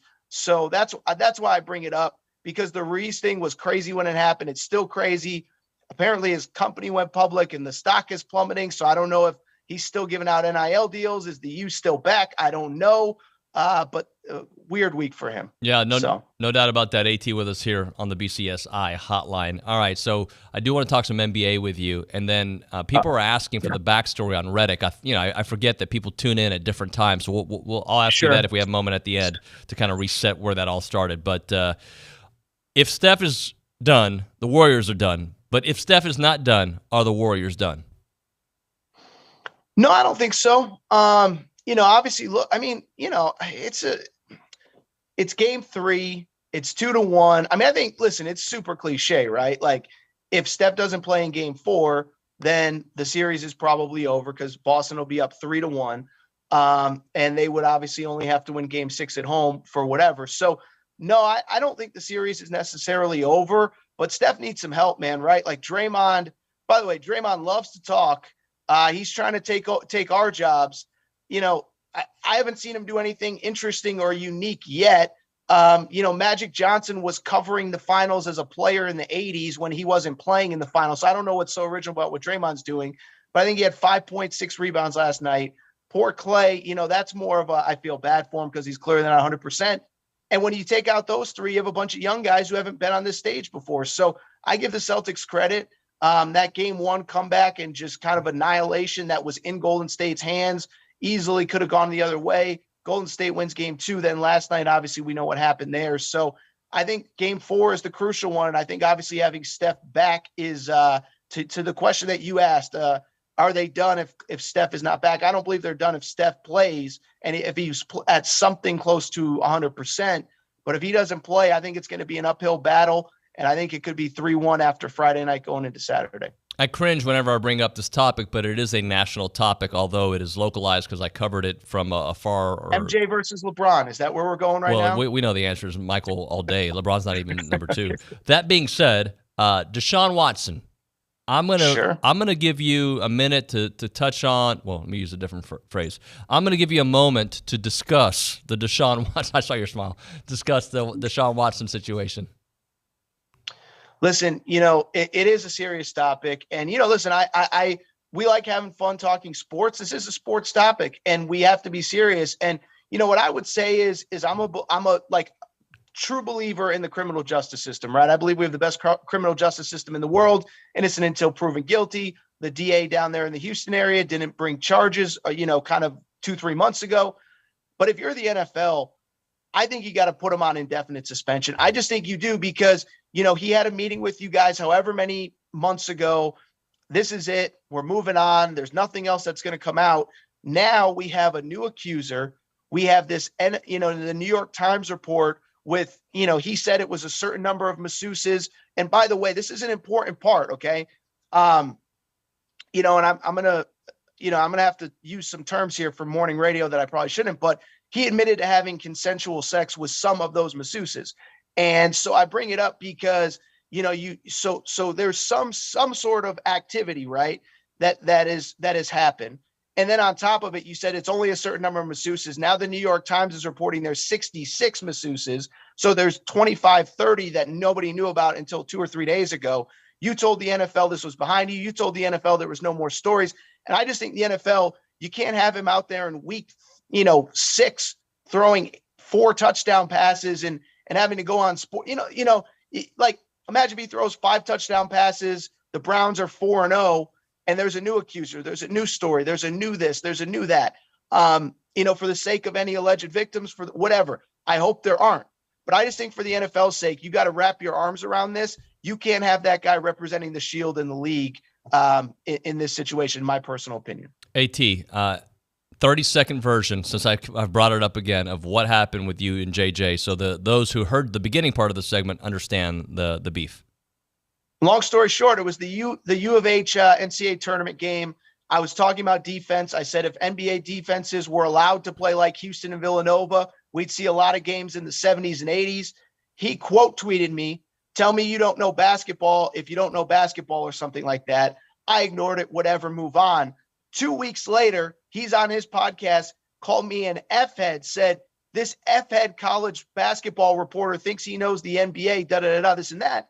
So we had about 7, 8, 9, 10 games in these NBA playoffs where a team scored in the 70s or 80s.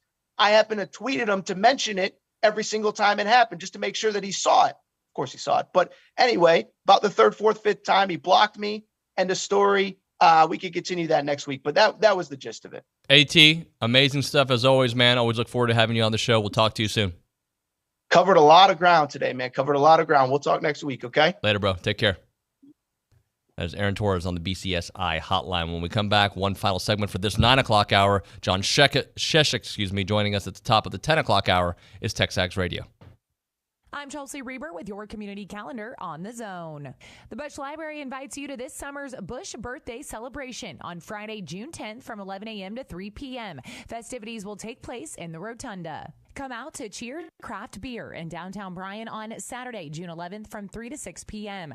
Proceeds from this tasting event benefit Voices for Children CASA. Our Savior's Lutheran Church is hosting a fine arts camp for incoming preschool through 5th graders. Mornings, June 13th through the 17th. Register your child at oursaviorsbcs.org. Stage Center Theater in downtown Bryan invites you to see Steel Magnolias, Robert Harling's play about 6 sassy women navigating life through the good times and bad. Performances run June 9th through the 25th. Purchase tickets at stagecenter.net. It's the Bellucci Hour Original. Don't miss Billy Lucci of All Things TexAgs as he joins Louie on the Smoothie King Hotline every Thursday from 1 to 2. That's your community calendar. I'm Chelsea Reber on The Zone. Hey parents, when it comes to your child's education, there's a lot to consider. No matter what you're searching for, search the Bryan Broadcasting half-price tuition program first. We've partnered with schools and learning centers throughout the area to get your students started with high-quality programs at half price. Right now, we're featuring half-price tuitions at Hopewell Classical Day School, Kinder Music, Happy Camper School, and more. Half-price tuitions are first come, first served, and availability is limited. Go to halfpricebrazos.com. Our publications reach every corner of the Brazos Valley, and we want to partner with you in sharing your message with the community. You may recognize a few of our Bryan Broadcasting publications. Best of the Brazos Valley. Brazos Life, the annual manual. Welcome home, Brazos Valley. Brazos Family. Brazos Wellness. Brazos Valley Bride. Peace, Brazos Christian Life. With the combined power of 7 magazine titles, 11 radio stations, and digital solutions, Bryan Broadcasting Publications can help you be heard. Call 979-695-9595 to learn more. The biggest names in sports are on ESPN Radio. Nolan Ryan, Hall of Fame pitcher. To speed the game up, I said I'd do away with batting gloves. Willie Mays and Henry Aaron, they never wore batting gloves. John Hammond, the general manager of the Orlando Magic. From the beginning, something seemed different about Giannis. It looked like he was somewhat possessed to be great from the very, very beginning. Lions rookie Aiden Hutchinson. Falling to number 2 when I was supposed to go number 1. So many stars on the line, and I just feel like it's the perfect storm. The Jet, Jason Terry, a man who won an NBA championship. Luka Doncic has a very similar skill set that J. Kidd did. The IQ, the ability to see, just playing PlayStation, man. He sees the game before it even happens. Anthony Munoz, Hall of Fame, former Cincinnati Bengal. I watched the game and I said, man, these guys shouldn't talk as much. Maybe just be a little more humble. And then I watched highlights from our 88 season. Those guys are talking the same way that they're talking today. ESPN Radio, weeknights and weekends on Sports Radio 1150 AM and 93.7 FM. The Zone.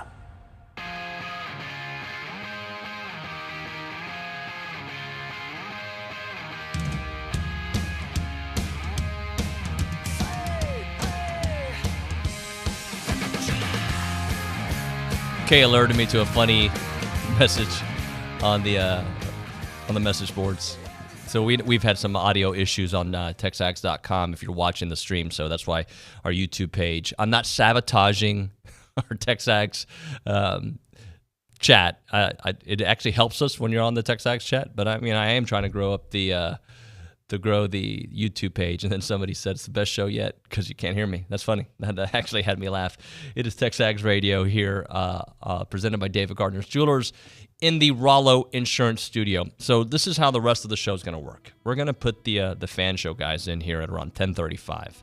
I can tell you Randy Trujillo, who won TexAgs Idol, what was that, Tuesday? He's already here. He's been here since 8:35. I thought he was like Ross Bjork's bodyguard when he walked in. He's a big, strong guy, right? And then I'm seeing this guy out there, and I walk out there, and he goes, "Hey, Nuño," and the voice sounded familiar. I go, "Are you on the fan show today?" He's like, "Yeah." I go, "Randy." So Randy, who won TexAgs Idol this week, is here, ready to represent the fans out there. We'll have Roy May with him, and we'll have Matt Browning with him. So that's coming up at 10:35. But John Sheshik is joining us at 10:05. Talk about his days at A&M. It's good times there, without a doubt. We'll talk to Shesh about that.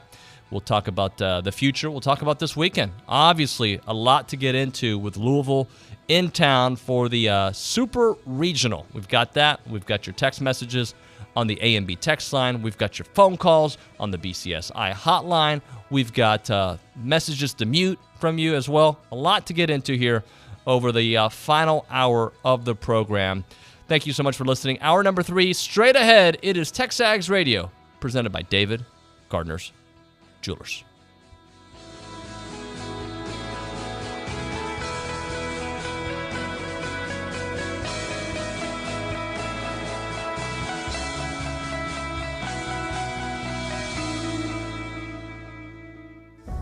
People join Walk MS to raise awareness and funds that change the world for everyone affected by multiple sclerosis. MS attacks the brain and spinal cord. It's the most common neurological disease leading to disability in young adults. Walk MS brings communities together, creating teams with friends, loved ones, and coworkers to rally around those we care about and end MS forever. Join us. Together we are stronger. Walk MS fundraising accelerates research breakthroughs and life-changing breakthroughs. It will take all of our passion, determination, and fundraising to end MS forever.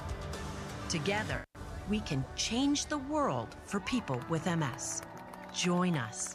Register today, start a team, and raise funds at walkms.org. You can listen to your favorite shows, Louie, Chip, TexAgs, or Paul Feinbaum online at radioaggieland.com or zone1150.com. This is KZNE College Station Bryan, Aggieland's home for sports.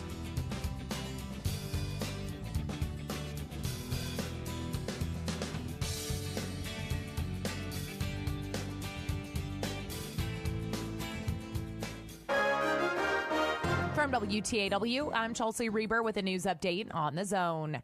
Bryan police continue their investigation of a road rage incident that took place Tuesday afternoon. No arrests have been announced from a fight in the parking lot of the Tejas Center at Villa Maria in Texas that led to one person going to the hospital with a non-life-threatening stab wound. 2 others were treated at the scene for injuries that did not involve a weapon. A College Station woman is convicted of theft for the 9th time in 23 years. The Brazos County District Attorney's Office reports 40-year-old LaTanya Payton was given an 18-month state jail sentence after admitting last Thursday to stealing alcohol from a College Station liquor store almost 2 years ago. Prosecutors say this is the 4th time Payton will be serving time. Brazos County Congressman Pete Sessions offers economic advice during his weekly visit on WTAW. If you don't have a job, now's a good time to go get one because there may not be one by the end of the year. Sessions expects layoffs at major retailers due to surplus merchandise that is not being sold, which will result in layoffs in the manufacturing sector. The City of Bryan's tourism office is asking the City Council for an additional $750,000 in next year's budget. Destination Bryan Director John Friebel said during the Council's last workshop meeting that he wants to add $213,000 for advertising, of which $50,000 would be spent on a local marketing campaign. There are 225,000 people within Bryan College Station and Texas A&M to come to our events, come to our restaurants, our retail, and take advantage of everything Bryan has to offer. Friebel says hotel revenue in Bryan is setting records as the average nightly rate has rebounded since the start of the pandemic from $75 to $102 per night. 2 Texas A&M interim appointees are given jobs on a permanent basis. Vice President for Research Jack Baldoff began on an interim basis last June. Vice President and Associate Provost for Diversity Annie McGowan began on an interim basis last December. I'm Chelsea Reber on The Zone. Since 1957, Slovakic Sausage in Schnook has been making the best tasting sausage in Texas from the same family recipe. Slovakic is the official sausage of Texas A&M Athletics. Whether it's from the grill to the family gathering or from the pit to the neighborhood party, serve the sausage voted best in the Brazos Valley. Serve Slovakic. Be sure to come in and check out their full-service meat market, relax on the front porch, or grab some fresh kolaches from their bakery on your way out. Slovakic Sausage, Highway 60 in Snook. We're looking for the best, and we want you to decide. Voting is now open for the 22nd year of the best of the Brazos Valley. Tell us who you like best in dining, shopping, wellness, services, and everything that makes this the best place to live. Vote online now at bestofthebrazos.com. Thanks in part to our sponsors, BVR Waste and Recycling, a big company, Nestle Toll House Cafe by Chip and Molly Maid. Voting is July 5th. You get one vote, so make it count at bestofthebrazos.com. Good morning, sports fans. I'm Zach Taylor with your Aggie Sports Minute on The Zone. The Sports Minute is brought to you by Hill Commander Roofing and Supply. Call 936-825-0500 or click HocoSupply.com. Number 18, Texas A&M men's track and field advanced 4 entries on day 1 of the NCAA championships. The men's 4x400 won its section, while sprinter Emmanuel Bemedelli, hurdler James Smith, and mid-distance runner Brandon Miller all punched their tickets to the finals. Miller, who is this year's indoor 800-meter champion, says he's faced some adversity this outdoor season, but admits that it's only made him stronger. I feel like I'm getting fast at the right time. This outdoor season, it has been a process, and I feel like God has been teaching me a couple things. And I've learned some lessons, and I've been through some things that I haven't been through before. But again, I'm just excited for the opportunity to go out there and run and compete with the best people in the nation. Brandon and the guys will be back in action tomorrow. Meanwhile, the third-ranked Aggie women take center stage tonight. Things get underway at 7:30 in Eugene, Oregon. A&M Volleyball has released its schedule for the upcoming year. The Maroon and White will open things up with an exhibition match against Baylor on Saturday, August 20th at Reed, before kicking off the regular season with a 3-day tournament. Outfield at Reed Arena will feature Hawaii, San Diego, and Pitt. And that's been your Aggie Sports Minute, brought to you by Hilco Metal Roofing and Supply. On The Zone, I'm Zach Taylor. Gotta be connected with The Zone. Follow us on Twitter or Instagram at The Zone 1150. Like us on Facebook at The Zone 1150. Programming alerts, prize updates, scores from games all across Brian Broadcasting, contest news, and more. Connect with us and always be in the know. Can't remember what team is playing on what station? When are they giving away what? And when is the coach on the show? Follow us on Twitter or Instagram at Zone 1150. And be sure to like us on Facebook at Zone 1150. And always be in the know.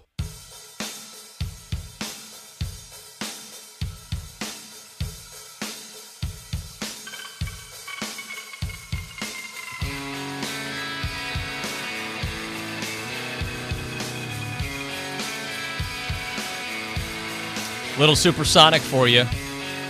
I know Kay Nagley's all about Oasis.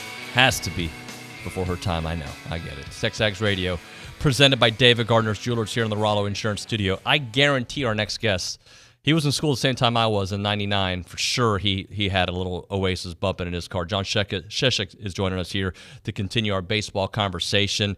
Played first base, was a 4-year letterman for A&M from 96 to 99, earned all Big 12 honors twice, 98, 99, selected the Marion Pugh Most Valuable Player following his senior season. We go to the BCSI hotline, and we are joined by John Sheshik here on the show. Good morning, John. How you doing, man?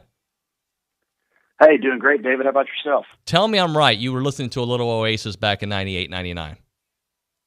I for sure was. Yeah. That was definitely the tune of choice back in that day amongst many others, but I for sure was. Yeah, man, there was good times out there. So how much fun are you having watching this Aggie baseball team and just the success they're having so quickly into Schloss's tenure?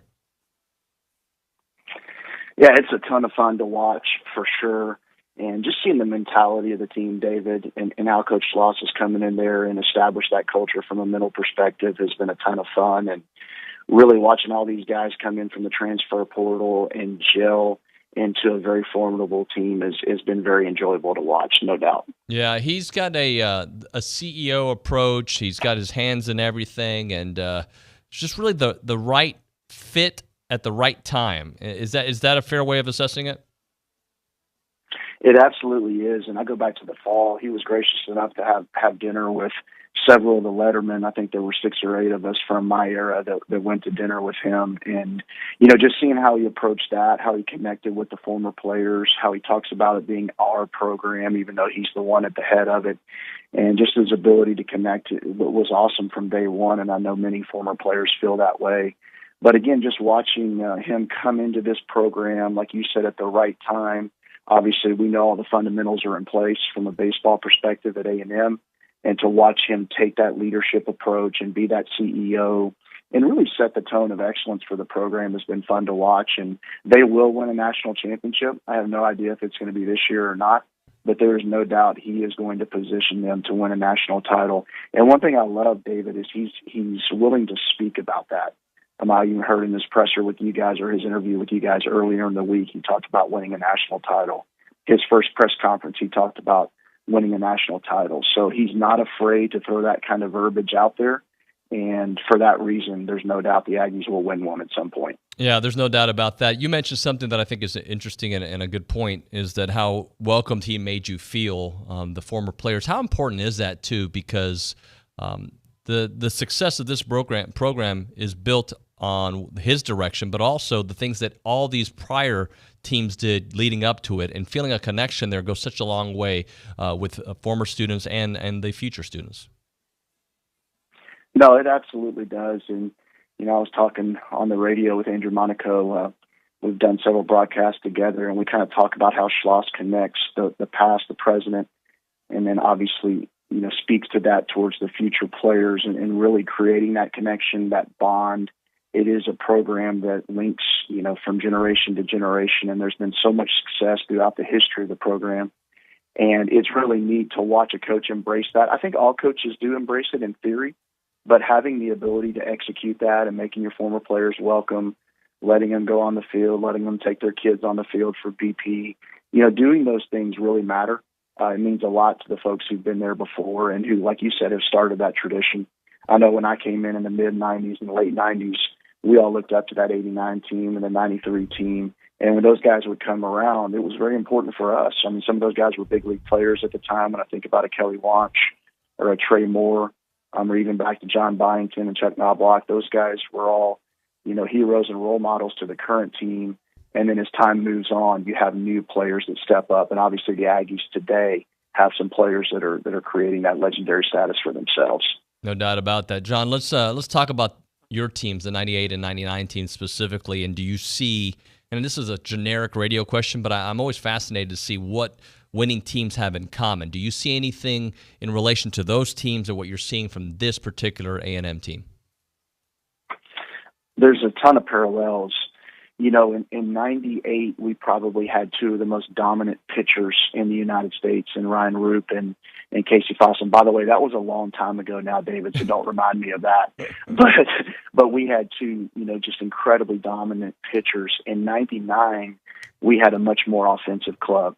And I would say that 99 club was more comparable to this 2022 club because we just put up so many home runs. We put up so many doubles. We slugged like crazy from a percentage standpoint.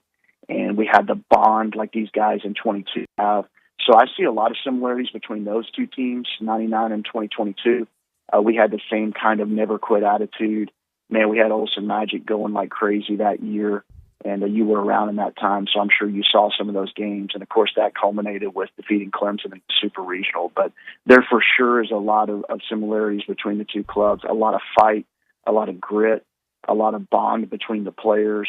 Obviously, from a head coaching perspective, we had Mark Johnson leading us, and now Schloss is doing a great job there, too. So a ton of similarities. Let's go back to that Clemson victory there in the Super Regional. And I'm trying to put myself in your shoes, right? So as a kid, you envision this amazing career, I'm assuming, where you're, hopefully you're playing college baseball, hopefully at Texas A&M, and winning there and then going on to the big leagues and whatnot. So just that moment where you beat Clemson and you punched your ticket to Omaha, what was that like for all the years and sweat that you had put together for that one day? Yeah, it's hard to describe. I'm not sure that people truly understand what it takes to compete at the Division I level. It is a total investment and really your life's investment up to that point. If people really understood the work that these kids put in to prepare themselves, I think they would be shocked. I mean, it truly is a job in a lot of ways. Now, for me, I loved it so much that it never felt like a job, but you are definitely committed to your craft and fine-tuning your craft.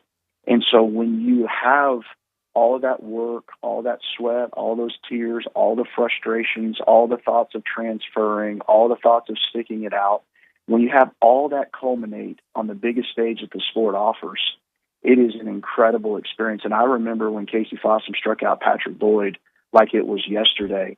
And Patrick Boyd was a great player for Clemson. I'd played with him on the USA team. He was a tools guy. He also had a ton of success on the field. So when you have our best and Casey Fossum going up against their best with the game on the line, and that's coming off us hitting 2 home runs, Steve Scarborough and Stephen Truitt hit home runs in the 9th inning. We were the visiting team in that game. So we go ahead by 1 run, and then you have our best in Fossum versus their best in Boyd with the whole season on the line. And for Casey to get that punch out, man, the sense of elation was incredible. Olsen Field was rocking, and it was a lot of fun. So it definitely brings up a lot of great memories. On the flip side, I'm disappointed with how we performed in Omaha, but that's a whole different discussion about how you're prepared for that that final tournament in Omaha compared to just being happy to get there. Are you really going there to win the whole thing? So I'm preparing for this interview, and I'm looking at some of your stats, and I see your 98 season. And I'm going to read your stats, then I'm going to read somebody else's stats from this year to see who it reminds you of. John Sheshik, 336 batting average in 98, 16 home runs, and 68 RBI. All right, so I'm looking at that. Now I'm looking at another guy who's kind of a rock star for Texas A&M. He's batting 340. He's got 18 home runs and 59 RBIs. That is Dylan the Rock. So you're putting up some Dylan Rock numbers back in 98, my man. Well, listen, Dylan Rock's a player. I love watching him come up to the dish. I mean, obviously, he had the huge home run in last weekend's tournament. But, man, just the way he carries himself. And all these kids, gosh, I listened to their interviews on TexAgs. I listened to Jack Moss's interview with Bronny. And when I see the professionalism of these kids and the way they approach the game, it was much different than the way we did it back in my day. But, man, these kids are poised. Dylan Rock's poised. I heard Jack talking about how he slows things down even in the biggest moments. And, man, he's just a stud, and he's performed very well. And I know when he comes up to bat, that whole team is confident in him. And a lot of it's just in the way he carries himself. But he's an impressive young man. He's having a great season. I'm really happy he came over to Texas A&M this year, as he has been a rock, with a full pun intended there, for the order. So let's give a little perspective on that season you had, though. Just what was it like putting up those kind of numbers at that time in college baseball, the success that the team was having? I mean, those are some pretty impressive numbers. What do you remember about that year for you personally? You know, that's the year that I really came into my own at A&M. I had been a highly decorated player in multiple sports in high school, and then coming into A&M, I really struggled. I got kind of slapped in the face with the reality of everybody else on the team is equally as good as I was. And so my first year was pretty rough. My second year, I started to get some offensive production going, but I had an injury, and I had a quad injury that kept me out of the lineup for a while. So, man, for a full 2 years, I never really got it going that well. So a lot of frustration there, especially given the success I'd had up to that point in my life. So those 2 years, though, positioned me for the success in the back half of my career at A&M. So it was fun in 98. I went off and had a great summer in Catuit in the Cape League in the summer of 97, and then came in ready to go in 98 and really earned that spot. I had to fight for it, but I earned it. So it was cool to see some of those numbers start to take form in 98. And more importantly, just what a great season we had in 98 too. Still, the toughest loss of my life was to Mississippi State in that regional. That was back in the old format. Again, that dates myself, but that was even before Super Regionals there in 98, where you just had one regional tournament and the winner goes to Omaha. And we lost to Mississippi State in the final game after being up 5-0, and that one still stings a lot. But, man, that season for me personally and for our team was a lot of fun.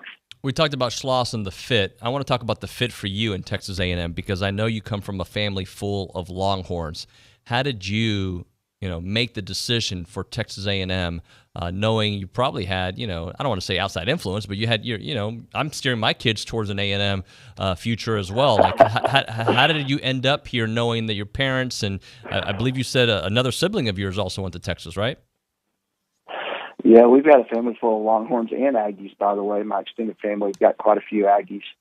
But my mother and father met at UT. My dad played baseball at UT. He was very successful there as a catcher. He passed away when I was a very young kid, so never really got to have the full UT baseball influence on me had he been alive for my whole life. But my mother was a Longhorn graduate. But I'll tell you, David, she loved A&M, and they recruited me a little bit. It was Darren Gustafson and Cliff Gustafson at the helm at the time, and, of course, they had that changeover to Aggie. But they recruited me a little bit, but my connection with A&M was strong through Mark Johnson. And in a crazy twist, Mark Johnson actually provided a photo of himself at the state baseball tournament when he was in high school in like the early 60s, 62, 63. And lo and behold, my father, who also was from New Mexico, was in a picture with Mark Johnson from their high school days. They didn't play at the same school, but they were in a state tournament together and ended up being a photo. And so he dug that photo out, so we kind of had a connection there. And ultimately, I just loved Coach. And looking back on it, A&M was the best choice of my life. My mother this weekend, as UT is playing or TU is playing and as A&M is playing, my mother's the only person on earth that can get away with cheering for both of those teams. But she loves A&M probably more than she loves Texas, and even my brother, I like to rib him about that. So we have a good time with it. But no, I'm very thankful for my experience at A&M and very glad that I have the opportunity to be an Aggie. John, I mean this. It's I feel that because my wife went to Texas, but I think she's got more maroon in her because she's watched every athletic performance from A&M for the last 15 years, or 16 years or so, really the last 20 years, and she doesn't really watch UT athletics, and we live here, so I feel that, man. That is totally the case. There's a chance these two teams might meet up in Omaha at some point. Oh, I would love it. And David Pierce actually coached at my high school. I mean, what an ascension he's had at Dobie High School there in the Houston area. He was a coach there back in the late 90s, right after I left high school. And, of course, he went on there to get in the college game and went to Sam Houston and Tulane and ended up at Texas. So I know David, and I wish him well, but not against the Aggies. I wish the Aggies well by far and above any other team. And I hope if A&M gets to play Texas that they absolutely just pound them. And I wouldn't mind telling David Pierce that either. So I think it would be great for college baseball and great for Texas A&M if they could get into the mix and really put a whipping on Texas there in the College World Series if it ended up that way. Put a whooping. I like that. So how far do you see, or how far can this A&M team go in your eyes? Can they get to Omaha and can they go and win it all? Of course they can. A ton of that depends on Coach Schloss and his leadership, which, again, I said his expectations are super high. He wants them to win a national championship. He's not in this to get to Omaha just for participation purposes. That was a mistake we made back in 99. We got there, but we didn't have that edge to complete it. Coach Schloss has that edge without a doubt. I mean, obviously the defense, you guys have talked about that ad nauseum. They're fielding at 967, I believe, and looking at their stats. So somehow, some way, they've got to catch and throw the baseball at a higher level. You guys have talked about their pitching ad nauseum. But at the end of the day, this team mashes the ball. This team's got the grit and determination. So they can get it done if they can clean up some of their pitching and can clean up some of their defense and figure out a way to get all three phases of the game going at once. There's no doubt they have the opportunity to win the whole thing. John, hopefully when they punch their ticket there to Omaha, we'll get you back here and talk some more Aggie baseball. I would love to do it. And real quick, I got to give a shout-out to my son, Samuel Sheshik, and the 6U Friendswood All-Star team. They're teeing it up this weekend, and I'm excited to watch them play. And really appreciate your time, David. You guys have a great week, and thank you for having me on today. Hey, John, let me ask you this. By the way, congratulations. That's awesome. How intense is it? Because I'm a parent of 4 children that are in athletics, and I get really into it. How pumped up do you get for these? I get probably more pumped up than I should have. I do hold my scene together pretty good. My wife and I have 4 kids, too. We have 3 daughters and a boy, and I enjoy watching all 4 of them compete. So I have a lot of fun with it. I will say this. I'm not the dad that's yelling and screaming and going crazy. Now, inside, that's how I feel, but I am able to hold it together pretty good. But I just love watching all 4 of my kids compete, and it's a lot of fun, as you know, to see that, and I hope to see them all at A&M one day, and it's just a joy to have them for sure.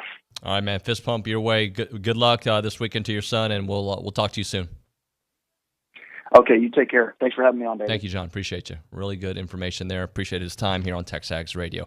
Open segment, then it's going to be time for the fan show. Right now, talking charity. Chance McClain, who is not doing a charity. He's doing the work of a charity, right? Like, this guy is just giving. He's giving great content out there with Heritage Films. The segue didn't work, but just follow me here for a moment, because what Chance does is he makes these documentary films about families. And you may be thinking to yourself, why do I want to watch a movie about my dad? Well, you should. I mean, get a relationship with your dad, and you'll see it. It'll be great, right? But beyond that is for your kids, their kids, and their kids, and their kids. You see how the game works? When you have these origin stories done for you, these documentaries done for you, this is a gift to give to generation after generation, right? And it's an awesome experience to do it. It's very therapeutic.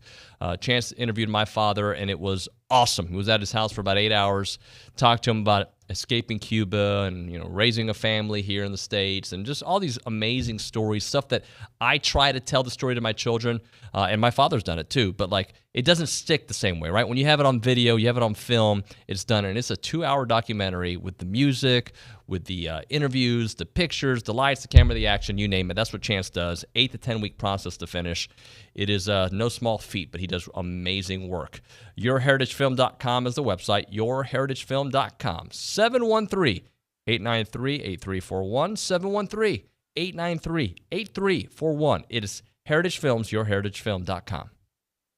I'm Chelsea Reber with your community calendar on the Zone. The community is invited to the 12th annual Atticus Finch Day on Friday, June 10th from 11:30 a.m. to 1 p.m. at the Brazos County Administration Building. Seersucker attire is encouraged. A Brazos Valley Veterans Benefits Fair will be held on Saturday, June 11th from 9 a.m. to noon at the Bryan American Legion Hall. Veterans, surviving spouses, and family members are invited to learn more about federal and state benefits, local government, and community businesses. This Saturday, come out to the gardens at Texas A&M and celebrate the 4th birthday of the opening of the Leach Teaching Gardens. The free family-friendly event will be held from 9:30 a.m. to noon and will have something for people of all ages. For more information about becoming a master gardener, visit brazosmg.com. Enter now to win a Texas Summer Survival Kit from Field to Family, and in part thanks to Smokin' Aces Barbecue Team. Enter now at zone1150.com. You can enter once a day from Saturday to Thursday. That's your community calendar. I'm Chelsea Reber on the Zone. You know us through the Aggie Ring and our work helping current and former students. You also know that we work to uphold our traditions and help bring Aggies together around the world. We are the Association of Former Students, and it's our mission to provide resources, support programs, and cultivate the experiences that you know and love. But have you ever stopped and wondered why? Why does the association support Texas A&M and Texas Aggies? Why are we always here, there, and everywhere for the Aggie Network? Why do we tirelessly work to ensure that the Aggie experience is both unforgettable and life-changing? Well, you may be surprised to learn that the answer to why is as unique as your own Aggie story. That's why we created IamTheWhy.com, a place for shared Aggie stories and unique perspectives. It's where you can hear the why, see the why, and discover why Aggies like you are the why. Visit IamTheWhy.com today. Celebrate Dad like a big shot at Big Shots Golf. On Sunday, June 19th from 12 to 4 p.m., come out to Big Shots Golf for a craft beer tasting from the world of beer and shop Kendra Scott's men's line, Scott Bros. And of course, play golf and grub all day long. Book your tee box now at BigShotsGolf.com. That's BigShotsGolf.com. Happy Father's Day. Enter now at zone1150.com to win a Texas Summer Survival Kit presented by Field to Family and in part by the Smokin' Aces Barbecue Team. You can enter once a day, Saturday through Thursday. You have to enter each week to win. Give your dad, husband, significant other what they really want this Father's Day. Premium beef from Field to Family. Go online, shopfieldtofamily.com. Enter now at zone1150.com.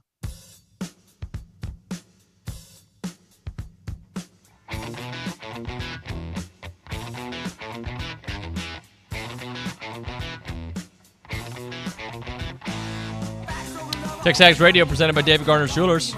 Kay Nagley at the News and Social Center. Who's singing? That's a really great question. See, finally I can do it to somebody. Like OB does it to me with his music, right? Who's this? And I always pretend like I know. I actually know this one. Couldn't tell you. Are you familiar with Aerosmith? I mean, I've heard of them before. Is Aerosmith a band or is it a person? Band. You sure about that? I have no idea. I have absolutely no clue. I mean... Wait, yeah? Bill Aerosmith. Oh. I'm kidding. It's a band. I was going to say, I was like, is he messing with me? Yeah, I'm totally messing with you. And I'm sorry, I should have set you up a little bit, Kay, but... You know, Bill Aerosmith is the guy that they named it after. Okay. I made that up.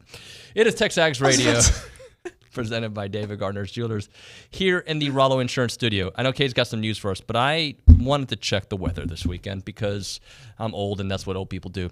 And I'm looking at it, and it's not going to be the coolest of days. So I'm looking right now. It is 86 degrees. That's great. We can deal with 86 degrees. 10 a.m. Is that Atlanta weather or no? I'm looking College at Station. I'm looking at College Station right now. It says in College Station at the moment, 86 degrees. Our high today. Anyone want to take a guess? 10. No. What do you think we are? Saudi It's Arabia? 100. It'll be 100. 99. 99. Did you just Google? No, I didn't. Promise. All right. You guys want to guess what the high is tomorrow? 101. 101 is incorrect. 102, according to the Google. Do you guys want to guess what the high is on Saturday?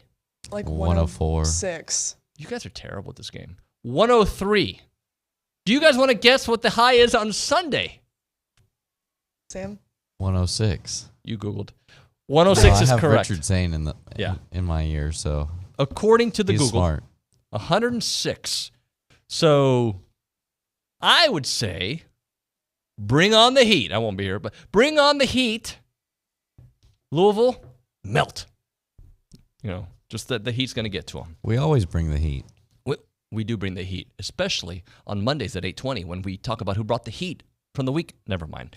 Kay Nagley, let's get into some of your news that you have found on social. I indeed have more exciting news. Going to be a hot one, but I think fans will be excited. It was just confirmed that a Pringles team will be in College Station this weekend for the Super Regionals. They will be in the Olsen Field and Reed lots, passing out free goodies 2 hours prior to each game. All right, and that was from KBTX, is that correct? Yes, KBTX Rusty. Yeah, Rusty's reporting that, so good stuff there. A lot of Pringles in the area. I know you got a couple text messages for us. I do. Says Nuño, could you imagine the second weekend of June having such amazing show and guests and Aggie baseball excitement? Cannot imagine next week with the trip to Omaha on the agenda. Yeah, let's win this weekend, and that's from Sutton in College Station. Thank you, Sutton. I cannot wait for the atmosphere Friday, Saturday, Sunday.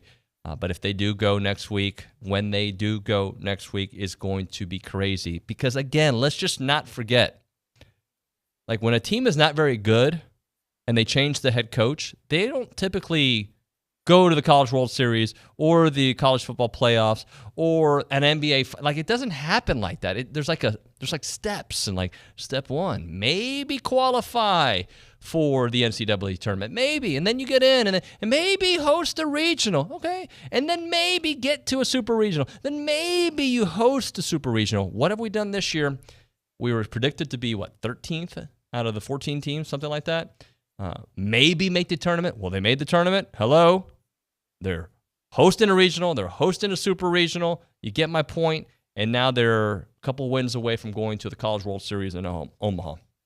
An amazing week, amazing season. And again, this is with track going on right now, too. And they got a chance for some national championships. So it has been fun. Right now, we're talking Caldwell Country Chevrolet, Highway 21 in Caldwell, online at CaldwellCountryChevrolet.com. This is the place where they have deals. You like deals? I like deals. I love deals. And they have deals every month.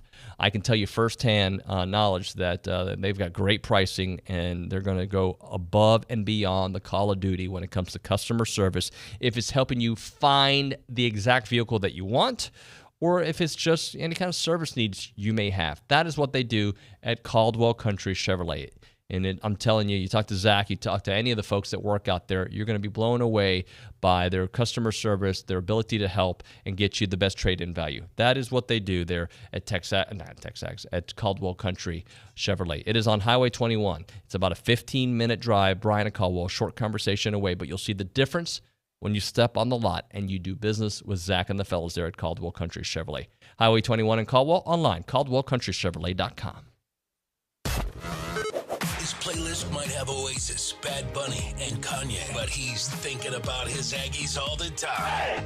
It's David Nuño and TexAgs Radio on The Zone. Howdy, this is Brad Beard with Intercon. You would not buy a car, boat, or major appliance if the warranty only covered material, leaving you to pay labor, freight, and other charges. So don't make the same mistake when making a window or glass purchase. With many players in the window industry, limited warranties are truly limited. At Intercon, the warranties we provide cover 100% of the cost to get the product performing as it should. The labor and freight charges on other vendors' warranties can add up to hundreds, even thousands of dollars. Ask questions about other warranties offered. What costs are not covered? Are they transferable? What happens if a vendor goes out of business? Intercon does not represent any fly-by-night manufacturers who change their name and product line continually. We have long-standing relationships with our vendors and offer the best warranties in the business. Years down the road, Intercon will still be in the Brazos Valley, making sure the product we sold you lives up to expectations. Call Intercon and get the best product at the best price with the best service. When it comes to windows for your most valuable asset, trust your local friends and neighbors from Intercon. Call Brad Beard with Intercon at 823-3639. That's 823-3639 for Intercon today.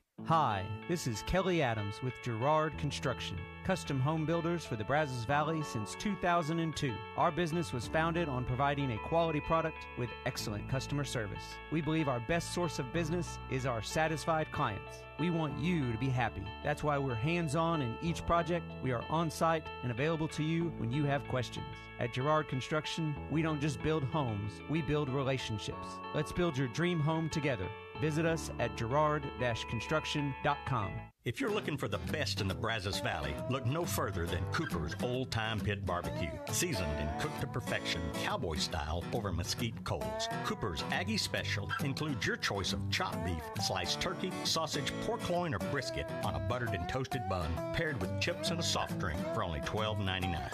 Experience the taste of locally Aggie-owned, nationally recognized Cooper's Old Time Pit Barbecue. Voted best barbecue in the Brazos Valley and proud supporter of Texas A&M athletics. We're here with Jason Rollo of Rollo Insurance. Jason, when we say the difference is real, what does that mean? Let's take the term real, R-E-A-L. Rates, education, assets, and life. And here's what I mean. People think insurance is about rates, and although those are important, it's really about education of the product you're buying so we can protect the assets of people, and we want to do that for life. Insurance is about taking care of people, and that's what we mean when we say the difference is real. For more information, go to rolloinsurance.com/TexAgs. Keyshawn Johnson, Jay Williams, and Max Kellerman. I'm a huge Star Wars fan. Are you watching Obi-Wan Kenobi? Yes, I am. Okay, because I'm watching it with my kids. I don't want to offend anybody, but I don't even know who Obi-Wan Kenobi. I got you. But, Darth Vader was catching wrecking on episode. Darth Vader showed up in episode 3. Up until a couple years ago, I thought it was Darth Vader. Mornings 5 to 8 on Sports Radio 1150 AM and 93.7 FM. Powered by WC Tractor.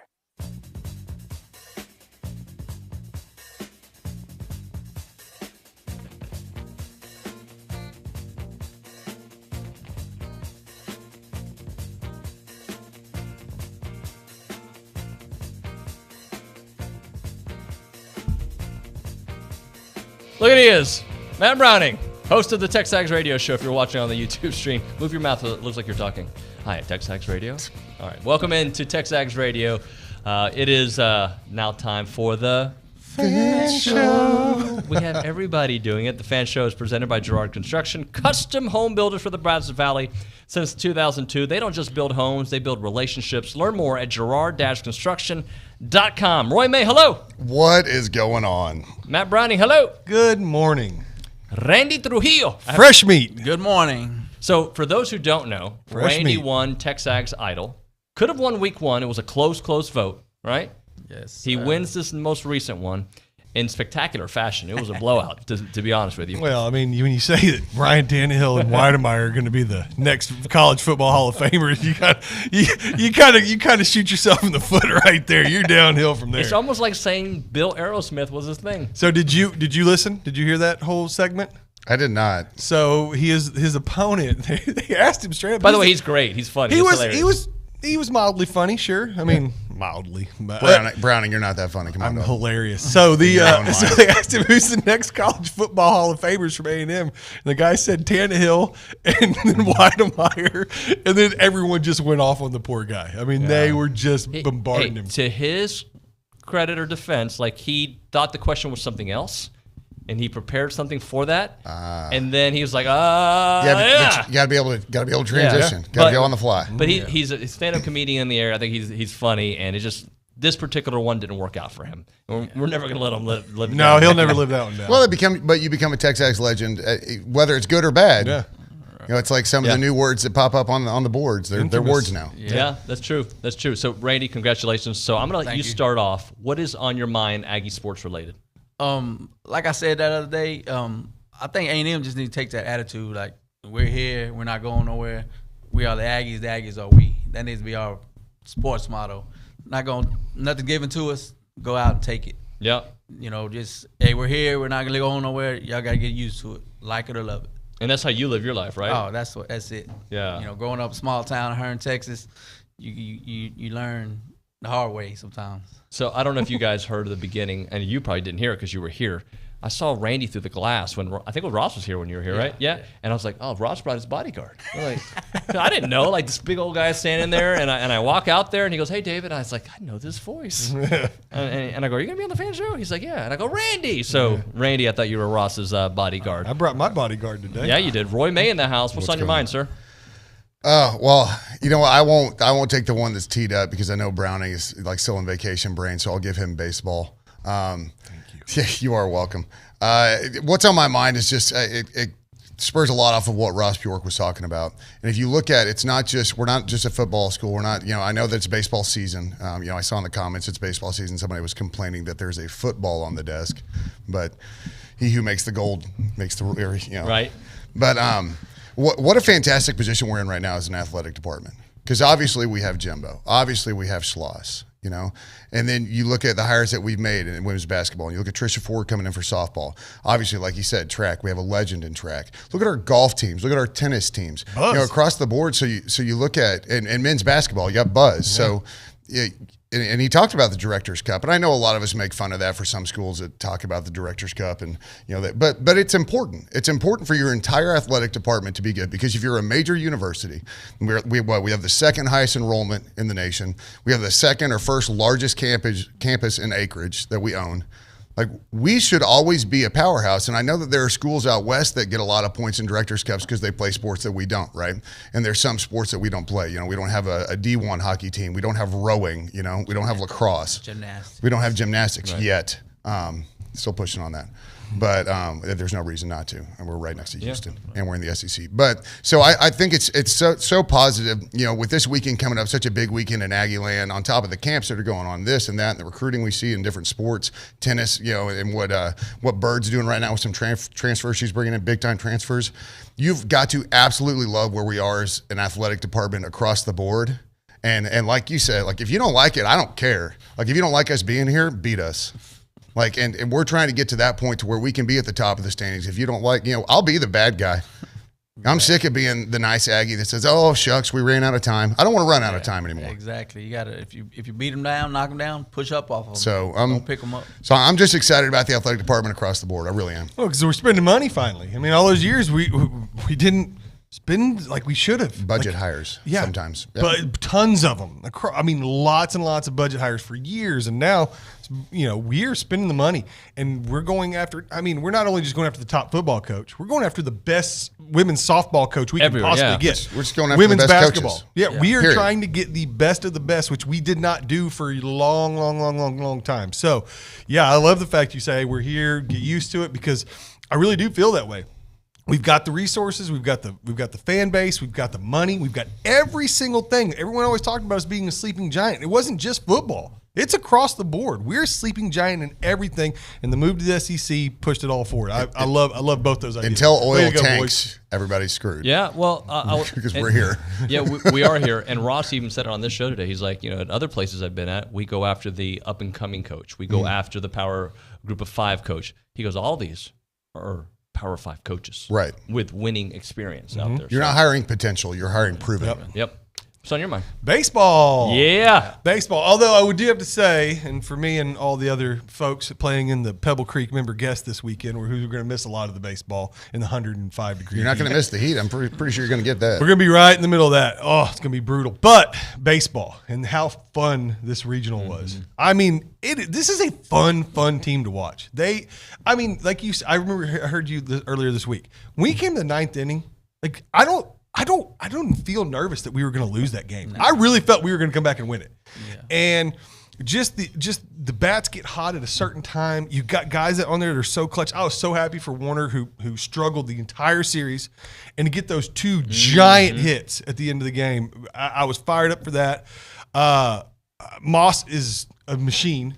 And he's an absolute machine out there with the bat. He's Wade Boggs 2.0. Yeah, Opposite field. Yeah, and Dylan Rock just keeps on producing. I mean, and then you just keep going for Targosh right after that. Yeah. You just keep going down that lineup all the way. Even the 7, 8, and 9 guys are just playing so well that if our pitching can come through, even though I know Louisville's a huge offensive team, they're very similar to us from an offensive standpoint. I don't know as much about them, but just from what I've been listening, it sounds like they're very offensive like us. But if our bats can stay the way they are, we can get some pitching, not just out of those 2 starters too. I mean, hopefully that's all we need are the 2 starters. Yeah. A little bit of bullpen work called a day, but no, I was so thrilled. The entire weekend was so much fun to watch those guys play. You know, 2 things. One, you said Boggs. You know who else he reminds me of? And this is a guy who I really watched growing up, was Cal Ripken Jr. You couldn't shift him. You couldn't play him anyway because he's going to hit where you weren't. And that's why he's north of 380 with an average because Jack Moss takes what you give him and he puts it in play. And some of those hits that he's getting I mean, they would probably be, curveballs in the dirt that he's reaching for, and he's knocking base hits off of them. Yeah. You know what this baseball team reminds me of a little bit? You're talking about, we're never out of it, right? Yeah. And when we had Johnny under center, you were like, what are we down, 3 touchdowns? We got this. That's exactly the right. Duke game. We're coming back. Yeah, we're coming back, which we don't get that a lot, right? That feeling. You don't get that a lot. I'm a pessimist. We're BAS sometimes. Yeah, I get it bad. But it was so fun to watch, and I'm telling you, like I really felt good for Warner. I was like, why are we still leading him off? I mean, why is he getting the most at bats? He's struggling more than anybody. Because Schloss gets paid more than you do. Yeah, because Schloss knows way more than me. The guy's the guy looks like an MLBer physically. Yep. But I was linebacker. The guy's just. He's probably he's quite possibly our there's best pro excitement on the prospect. set. Your eyes are lit up. Well, my eyes lit up because Tyler Milner, who's a host on Sports Radio 610 in Houston, also an Aggie, he just texted me. He goes, Sean Pendergast sent me an interview you did with Willie Ames. I interviewed Willie. Do you guys remember Willie Ames? Mm-hmm. I interviewed Willie Ames from 8 is Enough, and what was the other show? Charles in Charge. How did you do that? Because I did this thing of like, let's interview random people that used to be famous that aren't famous anymore. Yeah. And I interviewed Willie Ames, and I haven't heard that in probably 13 years. VH1, where are they now? Yeah, that's what I was doing. And I did also Thoughts and Prayers to Corey Haim. So like each week I was finding as Rick Ashley, like random people that used to be famous that aren't famous anymore, and apparently that's a thing. Did you interview Corey Haim? I did. Corey Haim and Corey Feldman. No kidding. Remember when Corey Haim and Corey Feldman were like the duo? Yeah, they were in sync. I believe awesome is the word. Yeah, awesome. Yes, it's true. Hey, all right. So what has been, and I'll start with you, Roy, the most impressive part of this run to where we are right now? I'm talking about Aggie baseball. You know what? I think it's easy to say the offense, but I think the most impressive thing is we talk about how they're never out of it. You want to talk about a group of dudes that thinks that they're never out of it. And you talked a little bit about it, taking on the persona. Or OB said it's like the biggest cliche in sport, the truest cliche, is that you take on the persona of your head coach. And man, these guys just fight and scratch and just claw, and they work themselves back into games. And if they get up on you big, I mean, even if we falter on the back end of the bullpen, you still have that firepower, and they pick each other up, and you don't see anybody blaming each other or getting on that. I mean, they play, and for a group of guys that hasn't been together but about a year, it's wild to think kind of the team unity and the bond that they have. And I think that may be, like, as far as, I know there's tangibles, but that's an intangible with this team that is untouchable. And that's the kind of stuff that gets you through hard games, it gets you through tough games, and your bullpen blows it, or your offense can't get a hit, but somehow you squeak it out. So the grit of this team it's maroon and white through and through, man. I was just reminded my interview with Willie Ames wasn't necessarily my interview with Willie Ames. I purposely had Sean Pendergast, and I think I was involved, interview the wrong Willie Ames, but ask him Willie Ames questions. It was like a guy in North Dakota. And we were like asking him about 8 is Enough, and he had no clue what we were talking about. I was like, is the wrong? No, but tell us about, So, sorry. I was just reminded. It's been 15 years. Randy, your thoughts on this run?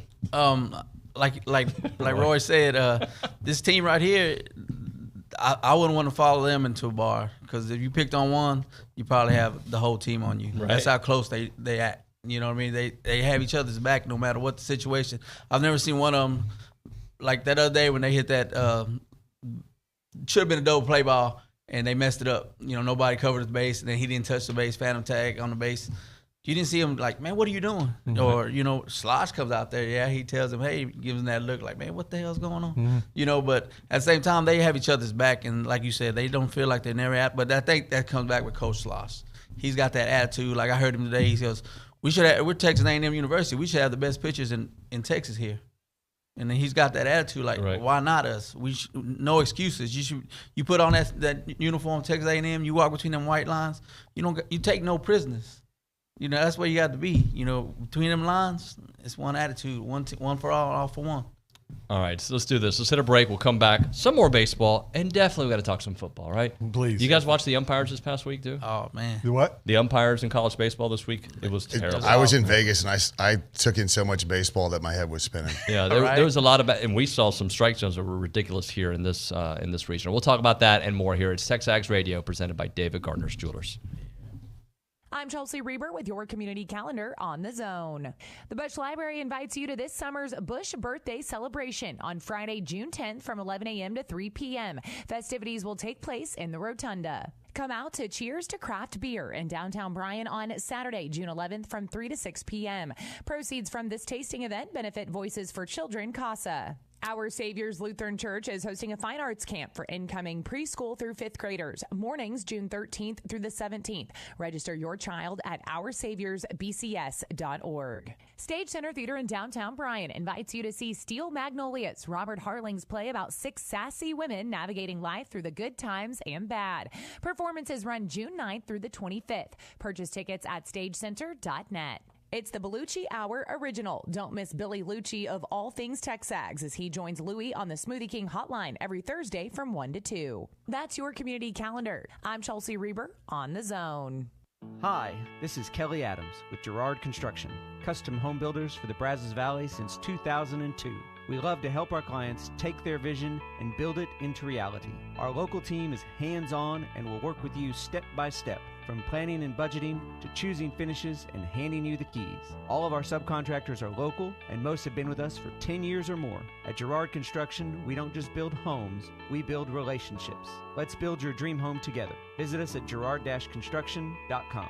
Celebrate Dad like a big shot at Big Shots Golf. On Sunday, June 19th from 12 to 4 p.m., come out to Big Shots Golf for a craft beer tasting from the world of beer and shop Kendra Scott's men's line Scott Bros. And of course, play golf and grub all day long.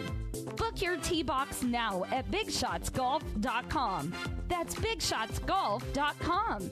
Happy Father's Day. If you have a debit card, you're used to spending money. But what if your card actually ended up earning you money? That's not exactly normal, but that's what you can get at A&B. It's called Kasasa Cashback Checking. Don't mind the weird name. What you need to know is that it's a free account with cash rewards. Use your debit card for everyday purchases, and we'll pay you cash back every month. If that doesn't sound like normal banking, well, guess what? We're not a normal bank. So contact A&B today and ask for Kasasa or visit ANB.com. Equal housing lender, member FDIC. Hey, I want to say something about this whole Nick Saban, Jimbo Fisher thing. Look, I'm over it as a fan. The only thing that bothers me about it sometimes is somehow Bears fans like Legend, who says he has all this proof that we did all these things wrong. What is proof? Sliced bread? Give me a break.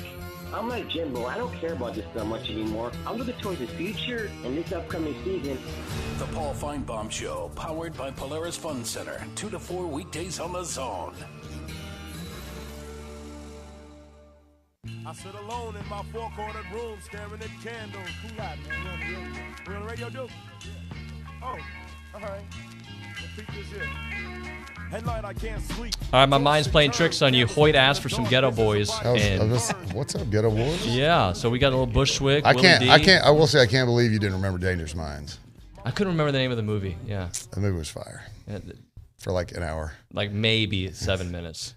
Michelle Pfeiffer, the teacher, right? Yeah.